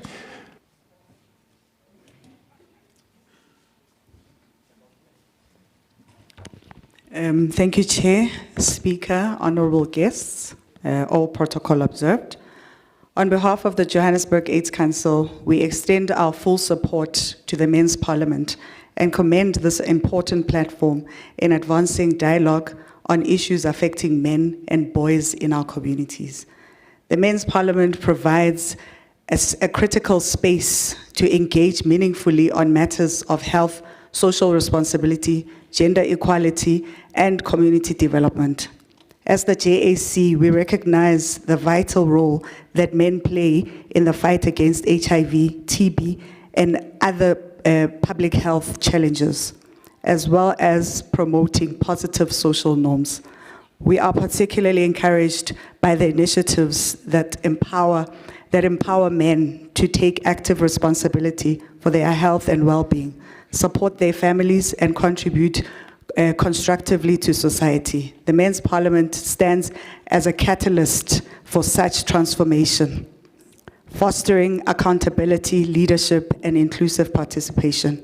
The JAC remains committed to collaborating in all stakeholders or with all stakeholders to ensure that the outcomes of this platform translate into tangible actions that improve lives and strengthen collective response. We wish the Men's Parliament every success and look forward to the continued partnership in advancing the shared goals. Thank you. Thank you. You see, she still has 20-something seconds. That's discipline. Chair of the Civil Society, Chief, I'm going to deal with you today.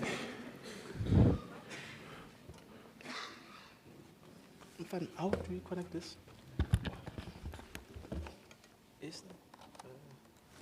Kita offer 20 seconds at Dr. Metsing. We are going to do away with this parliament. We are going to put the motion of no confidence on the parliament itself.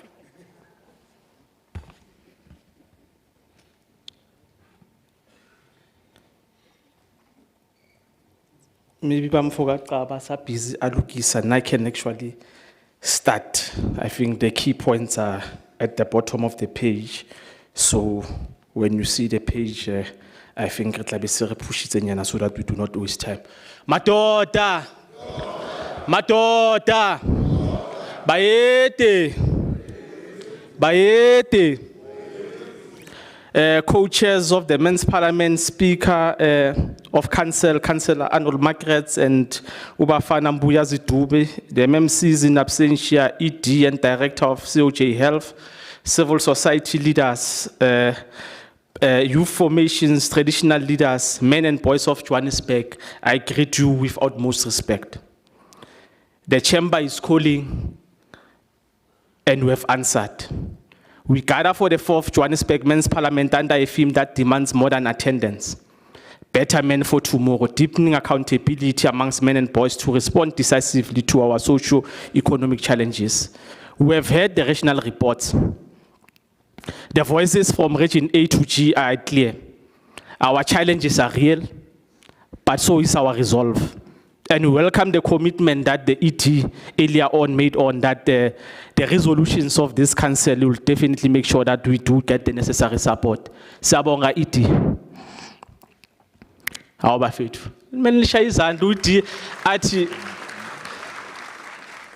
It is saying it's going to make sure that it tables all these reports with the MMCs, even in council, everywhere, all the necessary committees, so that regular complain or we are not getting the necessary supports as the parliament and the civil society. Accountability is not just a slogan, it is a mirror. And today, as men of Johannesburg, we have made courage, we have the courage to look into it and act. The reality we must own. Johannesburg rise if its men. Johannesburg cannot rise if its men are falling.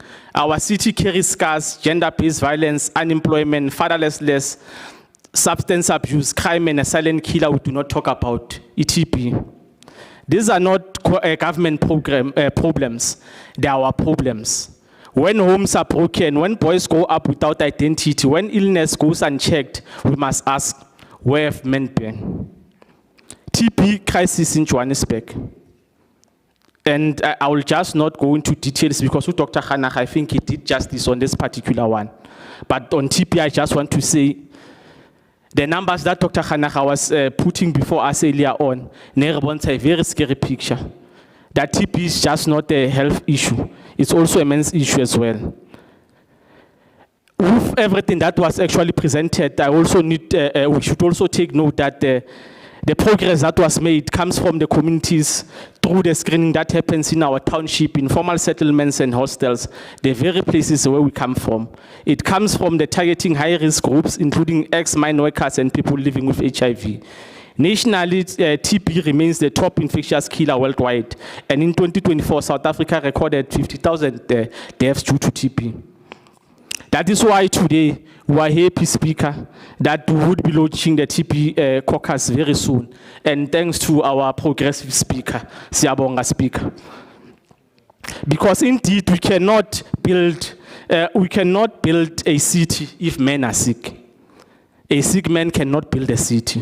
TB kills more men in this city than we admit. And as men, we should lead the testing, adherence, and destigmatization. Reclaiming our roots, I think Umbuya has touched on that as well. And these are some of the commitments that we're taking as the civil society to say what we have discussed here, we're definitely going to follow it up. Part of our socio-economic crisis is a crisis of identity. Colonialism and apartheid did not just take land, they disrupted how boys became men. We were stripped of the rites of passage that taught responsibility, community, and respect. Betterment for Tomorrow speaks about cultural restoration. It means working with traditional leaders, elders, and families to reclaim positive aspects of our roots. Ubuntu, Hlompo, Inhlonipho. We must rebuild initiation school that produce guidance, not abusers. We must restore the understanding that the real man protects, provides, and partners. It does not destroy. Our culture is not an enemy of progress. The distortion of our culture is. Let us reclaim what heals us. Accountability is action, health, habits, and healing. Let us deepen accountability. 1 minute. We have inherited. Had men had people. Healed men build cities. We must not pull. Healed men build cities. We must not normalize therapy, dialogue, and brotherhood that holds us to a higher standard. As I wrap up, Mbuyaz, I think these are the key takeaways, or 5 resolutions, 6 that are key. 1 is that we need to adopt a Johannesburg's accountability charter. Many people are speaking about Ndota Wednesday, but I think we must take it a step further, where we're also putting up that accountability charter, which is a pledge on GBV society and challenges that men face with, whether fatherhood, health, and substance abuse. 2, roll out Ndota Wednesday to all the wards in Johannesburg. 3, make sure that we operationalize the TP caucus and men's corners, because people were speaking about health facilities. How do we make sure that when young people have youth-friendly services, men have their men's corners in Johannesburg? And I'm happy that the executive director and the director of health are here. They will assist us in making sure that they do assist. 4 is to champion Oksoba. 5, prepare for the women's and family parliaments, because our struggle is interlinked and our solutions must be too. Lastly, is to make sure that we have a biannual scorecard, where in the next parliament we track progress of things like how many, we must measure the following: how many boys did we mentor, individually and collectively, how many went for testing, whether TB, HIV, how many men's corners are functional, how did we reduce alcohol-related harm, by how much did we reduce the harm in our communities. Colleagues, the City of Johannesburg has given us a platform. The civil society is here to mobilize all the necessary resources. The ED has committed the support, but the platform don't raise children. Resolutions don't stop violence. Men do. Let us record that when Johannesburg was bleeding, it's us, it's men who did not look away. We stitched the wounds, we carried our share, we reclaimed our roots and stood for accountability. The quest to build a kind of Mzansi needs continues. Better men for tomorrow starts with responsible men today. Thank you very much, Chairperson.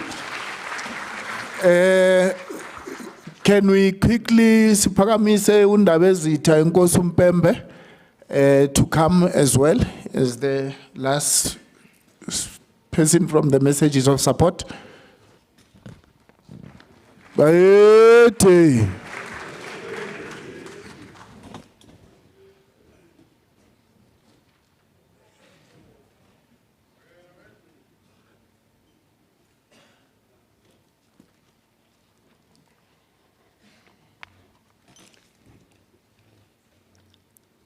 Dota. Muna.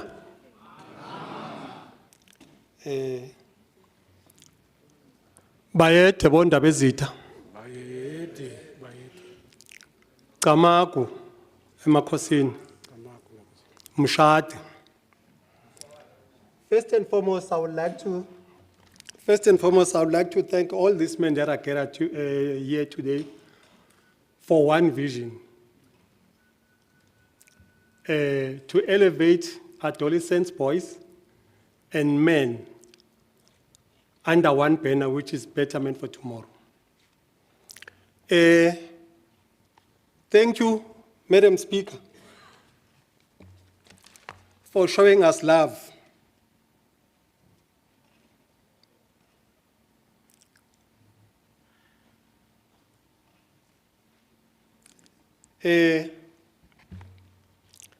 What I can say, Madam Speaker, you are one of a kind, which is unreplaceable. I remember last Saturday we were talking, say, Baba Mbuyaze, he told you that you are going nowhere. You are still going to be here with us as a matot. And we are believing in that. Ngicela amadoda ashaye ihlombe.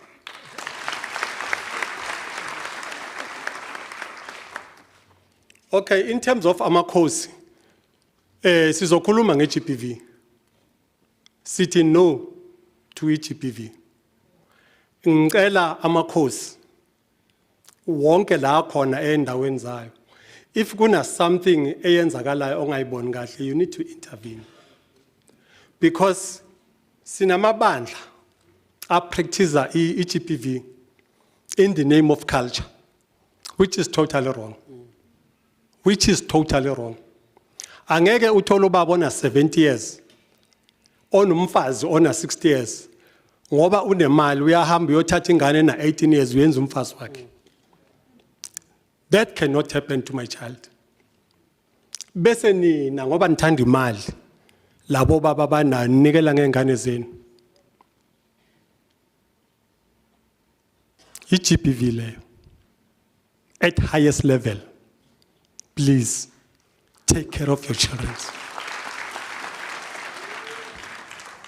I am so happy that some of the men who were speaking here, they were talking about creating jobs.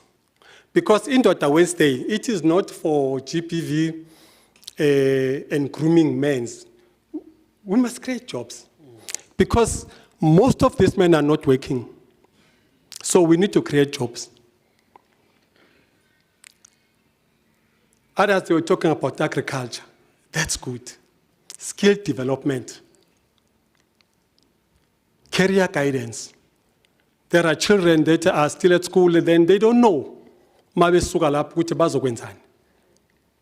Because sometimes isithatha labantwana laba asebephasile ezikoleni ibona sibanaka sigijimele. Let's forget about those children abangazange baphase. Senzani ngabo? Okunye abantu babomama basebenzela umsebenzi omkhulu, especially abonomehlo. Abonomehlo bakhulisa izingane amajiji. Benze sure ukuthi bakhula nomntombi babo. But my question is one. Sebe bakhulisile labantwana bangamajiji. Bazoshada nobani? Ngoba sinamadoda.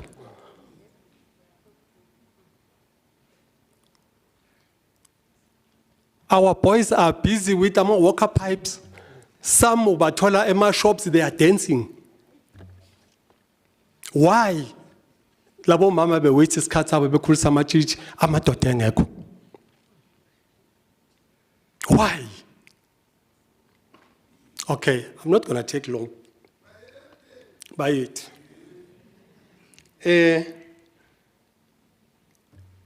If you have a cell phone, there is full of contacts rather than having contracts. That phone is useless, throw it away.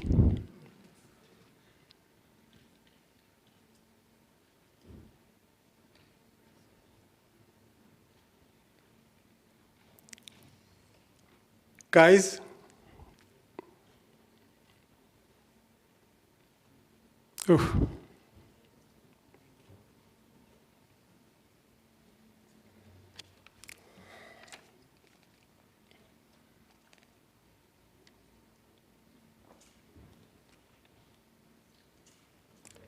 I think I will end just here. But nizwile. Ngiyacabanga ukuthi nizwile. Then ngiyacela ke on Wednesday next week asihlanganeni singabo baba. Sizokhuluma izinto zamadoda uke wakhuluma omunye ngale event ezoba khona which is workshop. Because kuningi into kufanele sizikhulume esidile ngazo. Lapho sizoshaya umfundisi. Sishaye ndoda. Sishaye inkosi. Sishaye sangoma. Because ngoba izinto esizenzayo zenziwa yithi sokuphuma endleleni. I am so disappointed namhlanje makhosi ami. Inkosi yaphethelwa. Inkosi yaphethelwa. Ayingene etoilet ifaka umqhele yonke into ne-uniform iphelele. You don't do that. Mawufika ushiya izinto zakho ngaphandle ngoba lezi zinto zakho zisetshenziwe ezinkosi waphethelwa. Then mawuqeda lapho uzithathe. Ngiyanicela yiko ke coach babumbuyazo help me ngalento engacela yona ukuthi we need to have ilento workshop la esokhulisa bobaba namadoda because kuningi okufanele sikulungisa to make this place a better country for us, especially COJ. Ngiyabonga. Thank you very much, Siyabonga Ndabezitha. I will then request the ED. Oh, it's not the ED.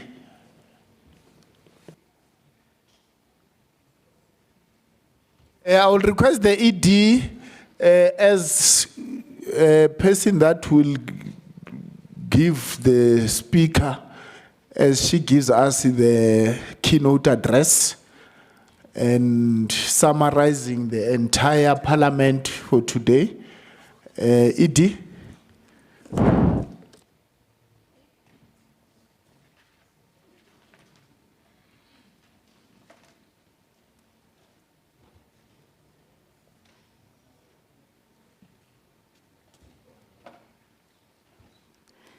Thank you, Chair. Good afternoon. Baete. Madoda. Banna. Munna. Okay, thank you very much, Chairperson, Madam Speaker. Ladies and gentlemen, as we all know that this is a very significant day in the calendar, not only of the city of Johannesburg, but of the world, Africa at large. So let us, with that being said, all stand up to welcome our keynote speaker, an honorable woman in the city of Johannesburg, Mrs. Margaret Arnold. Thank you. Speaker. Ingoma Gcina.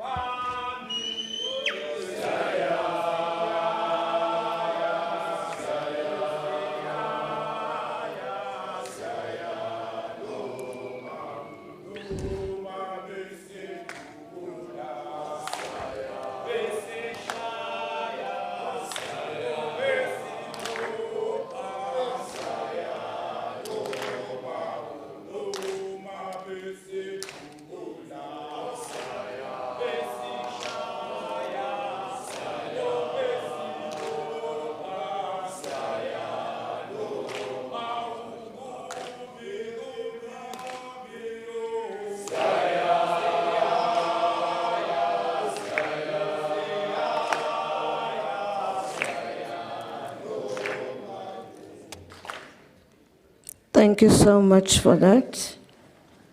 I was just saying to my co-program director, there's a lot of things that has been said and salutations, which I'm not able to imitate, but I would say, Bayete.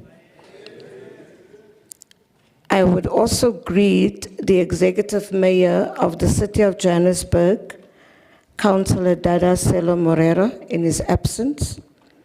I would also greet the MMC of Social Development in her absence, Ms. Annie Makafula. I'd also like to greet all the members of the Men's Parliament from young to old and leadership present, all leaders of the men's sector, distinguished guests from government and civil society, brothers and fellow South Africans, and the few ladies that are present, good afternoon to you all.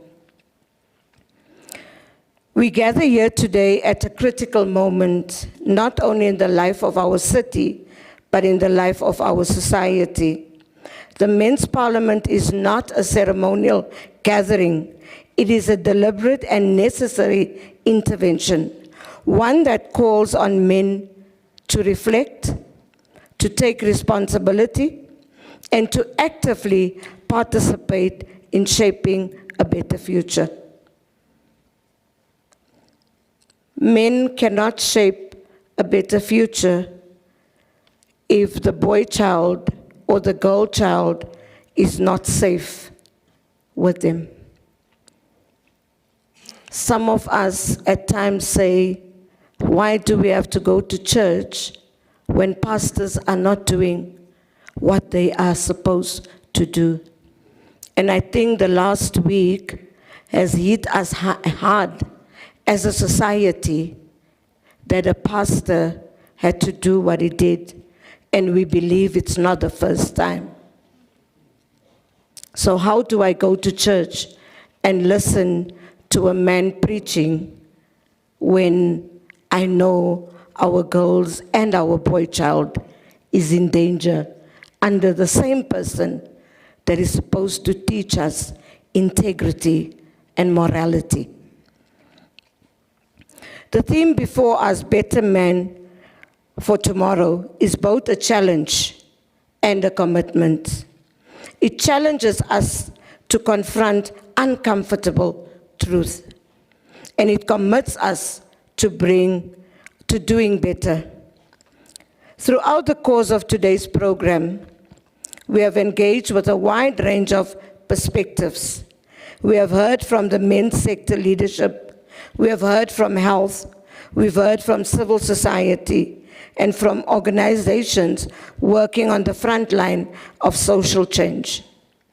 We have listened to reports from our regions, we have engaged in commissions, and we've heard messages of support from partners who share this mission.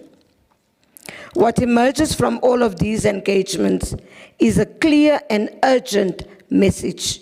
Our communities are under strain, and our men must be part of the solution.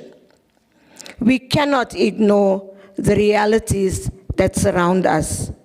Gender-based violence continues to devastate families and communities across our country.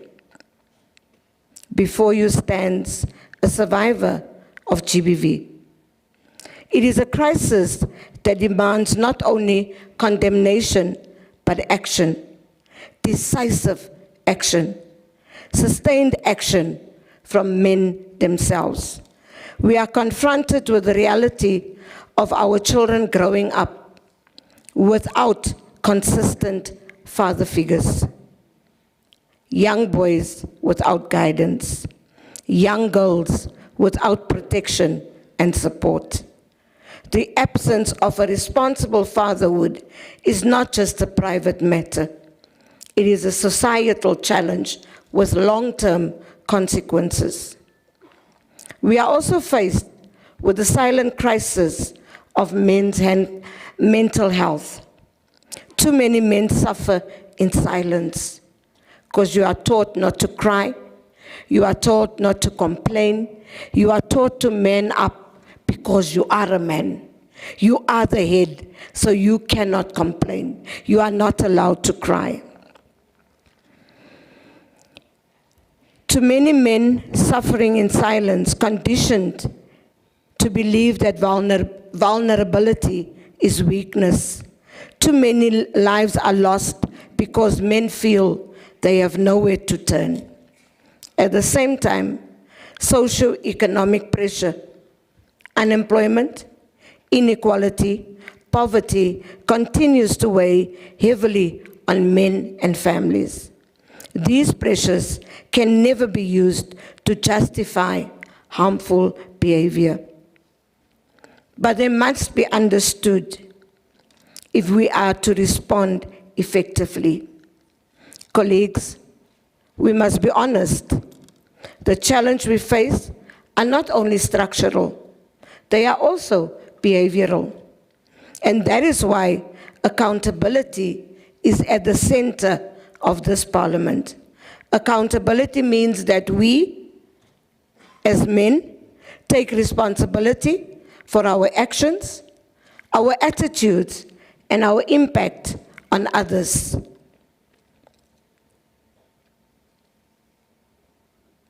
You know, the pastor that raped the girl said, "I just want my phone. Just give me my phone." So he didn't want it to come out. He wanted to keep it a secret and probably say it was not him. It means that we challenge harmful norms of masculinity that promote violence, dominance, and silence. But it's not only the men that abuse, it's also the women. We've also noted a few weeks ago that somewhere a woman was accused of raping boys. So it's not only the men, it's also women. It means that we move away from a culture of blame and towards a culture of responsibility. Being a better man is not about asserting power. It's about exercising responsibility. It's about respect for women, for children, for other men, and for yourself. It is about integrity, doing what is right when even no one is watching. It is about courage, the courage that speaks, the courage to speak out and to seek help and to change. I am a survivor of GBV, and when I started speaking out, it was like something was lifted from me because it changed other people's lives. Today's discussion has made it clear that there are several areas where urgent action is needed. Firstly, we must restore and strengthen the role of fatherhood. Men must be present, not only physically, but emotionally and financially in the lives of their children. We must build a culture where fatherhood is embraced as a responsibility and a privilege. Secondly, we must break the silence around mental health. We don't have to keep quiet. We don't have to think they are going to say, you are less of a man. You are actually more of a man because you are admitting. We must create safe spaces where men can speak openly about their struggles, access support, and seek help without fear of judgment. Strength is not found in silence. It is found in seeking help when it is needed. Thirdly, we must take a firm and uncompromising stand against gender-based violence. Gender-based violence is not only against women. Thus, it says gender-based violence. It is our fight. This is not someone else's fight. It's our fight. Men must hold one another accountable. We must challenge harmful behavior, intervene when necessary, and promote relationships built on respect and equality. I said the other day when we were at the AIDS Council that men think that women should only be pregnant, barefoot, and in the kitchen. No. We are equal to your tasks. We are equal to what you do. We can be engineers, we can be plumbers, we can be builders, and you need to respect that. But we also understand that biblically, you are the head of the home, and that we respect. Fourthly, we must work collectively to address socio-economic challenges. This includes supporting initiatives that empower men, economically provide opportunities for young people, and strengthen community resilience. But let me emphasize, this work cannot happen in isolation. Men's advocacy must exist in partnership with women, with government, with civil society. It must complement, not compete. The broader struggle for gender equality. A better society is one where both men and women are empowered, where families are stable, and where communities are safe. From a governance perspective, platforms such as this men's parliament are essential. They provide a space for voices from the ground to be heard, and for real issues to be translated into policy and programs. The City of Johannesburg remains committed to supporting initiatives that promote health, social cohesion, and community development. But government alone cannot drive this change. Change begins with individuals. Each man in this room carries a responsibility, not just to himself, but to his family, his community, as well as to his country. We must leave here asking ourselves difficult questions. What kind of man am I in my home? What kind of man am I in my community? What example am I setting for the next generation? Because ultimately, the future of our society will be shaped by the answers to these questions. Colleagues, let this men's parliament not be the end of any conversation, but the beginning, and I'm happy someone said it earlier, it has become a movement. It must be a movement of men who are accountable, a movement of men who are compassionate, a movement of men who are committed to justice, equality, and progress. Let us move from dialogue to action, from intention to implementation, from words to measurable change. Let us build communities where women feel safe, where children are supported, where men are healthy, physically, mentally, and emotionally, and where the values of respect, responsibility, and dignity define who we are. Together, let us commit to becoming the better men of tomorrow. Let's start today. Let us go and support the family of the girl that was raped. Let it be men that stay, not women, to show that you don't agree of what has been done.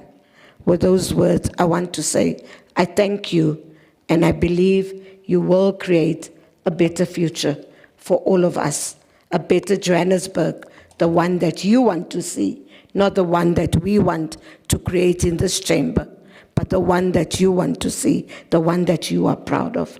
I thank you.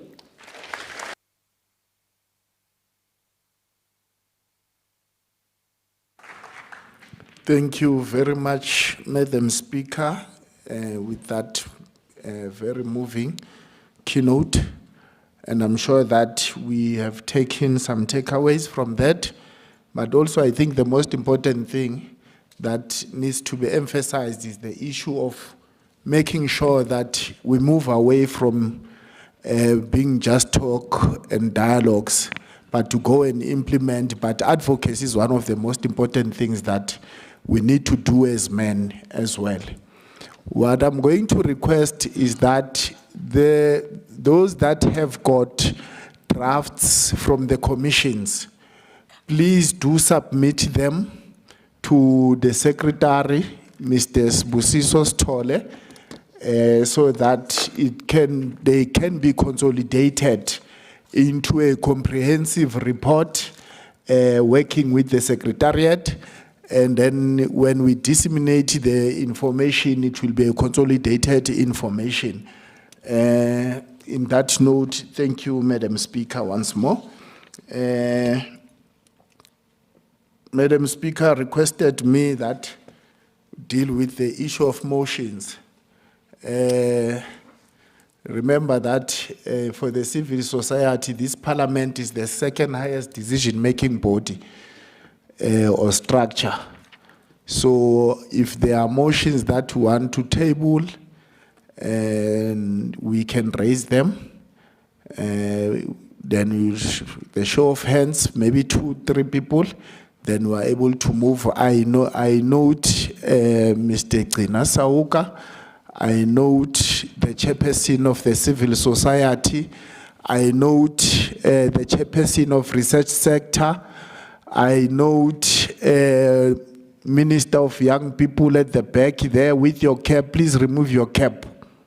And all of you at the back sitting with him, please remove your hats. And then this will be the last hand in that format. Please, Mr. Sauka. No, thank you so much, Co-Chairperson of the Men's Parliament, and revolutionary greetings all. My name is Gqinomzi Sawuka. I am the second deputy chairperson of the Johannesburg AIDS Council, also serving within the very same structure as the PLHIV chairperson and the TB focal person. No, thank you so much, Chair. I think as part of the motions that we would like to put on top of the table, not in this regard as a sector, but speaking on behalf as well of young people who are also happen to be your adolescents, young boys. The motion that we are putting on top of the table, one is to say, can we please look at a people self-centered one approach, integrated service delivery when it comes to boys and your adolescents, young men. We are speaking about an integrated, one-stop, people-centered approach that speaks about TB, screening and testing, HIV testing and screening, and making sure that we link them immediately on care. Number three, we are looking at the psychosocial aspect of things of young boys and your adolescents, young men. That speaks about gender-based violence and mental health issues. And we are saying, as people who are living with HIV in the city of Johannesburg, when we are speaking about your youth-friendly services in a facility level, it doesn't speak directly to your adolescents, young boys and men, but it mainly speaks about your women. We are calling for action whereby we want to see a peer-to-peer integrated service that speaks directly to your adolescents, boys and young men. Amandla! Thank you, Second Deputy Chair. I'm hoping that the Secretariat, together with the Secretary, are noting that. Chairperson? Thanks, Chair. Mine, two quick issues. One, that in every Ndota Wednesday, like I was saying during my brief input, we must then adopt a or a City of Johannesburg Men's Accountability Charter. We'll read it there, those Ndota Wednesday, so that every Ndota Wednesday we reaffirm why are we there, and it can be part of our blood. It's I think that will be very important that we adopt that Joseph's Men Accountability Charter. Two, Chair, so that we move towards strengthening whatever, strengthening the quest for better men. I think I also want to move a motion that seeks to suggest that we need, as men, to push, and with the blessings of the Speaker, the Women's and Family Parliaments. I know other people might say it's too soon, but I still feel the Women's and the Family Parliament, where young people, like Uqina was saying, they will be part of one parliament, so that when we say as young people, our parents who are men and women in Johannesburg, what are these grievances that we have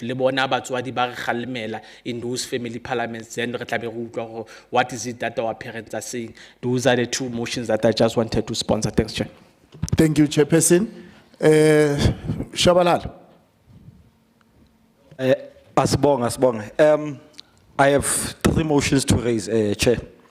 The first motion is that Uqina touched on it, but the first motion will be that we are moving for is a men-friendly services, a clinic where men can get tested for a prostate, the dissemination of medication for men at that facility, and all other men-related illnesses can be tested there.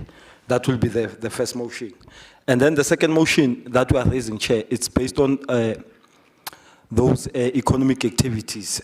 We understand that the City of Johannesburg has land that men can utilize for agricultural programs and other programs that are related to men. So that will be my second motion. Maybe there has to be a men release land program of some sort that will then assist men to become economically active.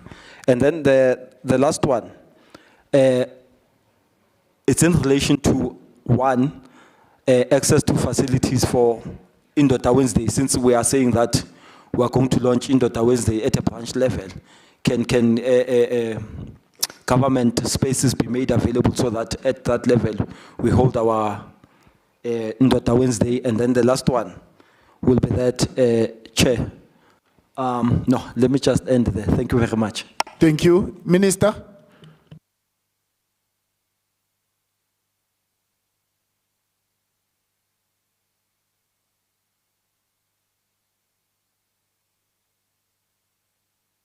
No, thank you very much, Chair of the session. Mine is a suggestion, basically. On the 22nd, which is next week, it's Matata Wednesday, but there are court cases which are two at Rodiport. We need, as young men and all of us, basically, as men, to go there and support those particular two families. The one, it happened at Mdeni, whereby a young teacher was being brutally killed, and also a young person. It happened at Mdeni, and also this one that is currently trending. We need to support those particular families. All of them, they are all at the report, basically, on the 22nd. And also, I want to emphasize that the boys and men's talk should be included in schools, whereby we have a program for those particular boys and girls, basically. Because of, if you can check, a lot of things that are happening in our community, they affect us in our schools. So we need traditional leaders and men in this sector to come into schools and give us directions, basically. And lastly, to add on the issue of youth unemployment, it's affecting us, and all of these issues that are being caused, they are being caused because of we are unemployed. Amanda. Thank you, Minister. There was a last hand this side.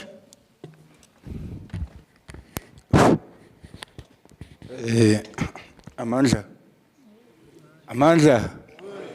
The people are already tired, but it's fine. Thank you, Madam Chair, Madam Speaker. Mine will be very short, like a red Valentine miniskirt. Mine is to say, on first motion, young people are scattered. Every day when one wake up, and you'll say you're not concerned about the situation of South Africa, I think you're lost.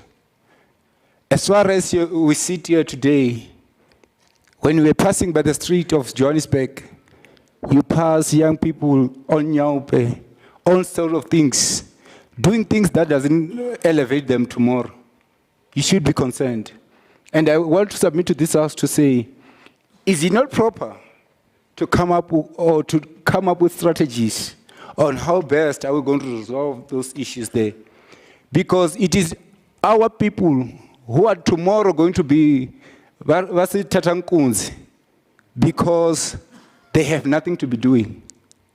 It is these people who are going to be robbing our kids or our grandparents because they have no jobs to do. Kids are making kids being kids. My leader, can you raise a motion? Motion is to say, can we then be able, as this House, to come up with strategies whereby we can unite ourselves and create something for these people of South Africa? Thank you very much. Thank you. Thank you very much. Mr. Stole, any announcements, Secretariat, any announcements? Or, Chair, there is a point of exigency, Chair. Or the point of exigency? No, a quick one, Chair. We know that usually when motions are being put to the House, barracking, it is not a guarantee that the House has adopted them. So can we move, at least allow the House to actually, whether one by one or all of them, just to bless the motions that have been put before us, so that we do not assume that the Council or the Parliament did actually resolve or did support the motions that were put forth. Thanks. Thank you, Chair. Can we move for the adoption of the motions that have been tabled before us? Can I see hands? Comrade Sauka, and there are other two hands there. Guna? No, thank you so much, Co-Chairperson of the Men's Parliament. I would like to adopt the motions. Thank you so much. Konda? Yes. Thank you. I like to adopt a motion. Sunboy Matebula. You are seconding. Thank you very much. We are all fine with the adoption and the secondment. Idi? Is someone going to die, Idi? No, thank you very much. I just wanted to interject on the men's friendly services that has been requested. There is already a structure of the men's health services existing in the city of Johannesburg. Perhaps we could rephrase it and say, how do we then strengthen the existing men's services, and how do men support that coming up with their vision, because it would enable and even make it better to render good quality services to men to their satisfaction if they share their vision and their ideas with the health department. I think that would enable strengthening and enhancement of that. Thank you very much. Thank you.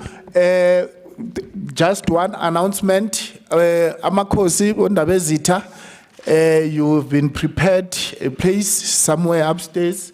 As we move to lunch, you will be directed to where you will be going. From my side, on behalf of the executive of the COJ men sector, Madam Speaker, we appreciate you having us in your council. And I looked at some men looking at me to say, this one is leaving the speaker talk too long. It's her council anyway, she can kick us out. Madam Speaker, thank you very much. Thank you so much, Co-Chair. You are very right. It is my chamber. I chair here. I'm the one in charge. I'm the one that says what goes and what doesn't go. And Ndabazite, I'm the only one in this chamber that everybody bows to, even the mayor.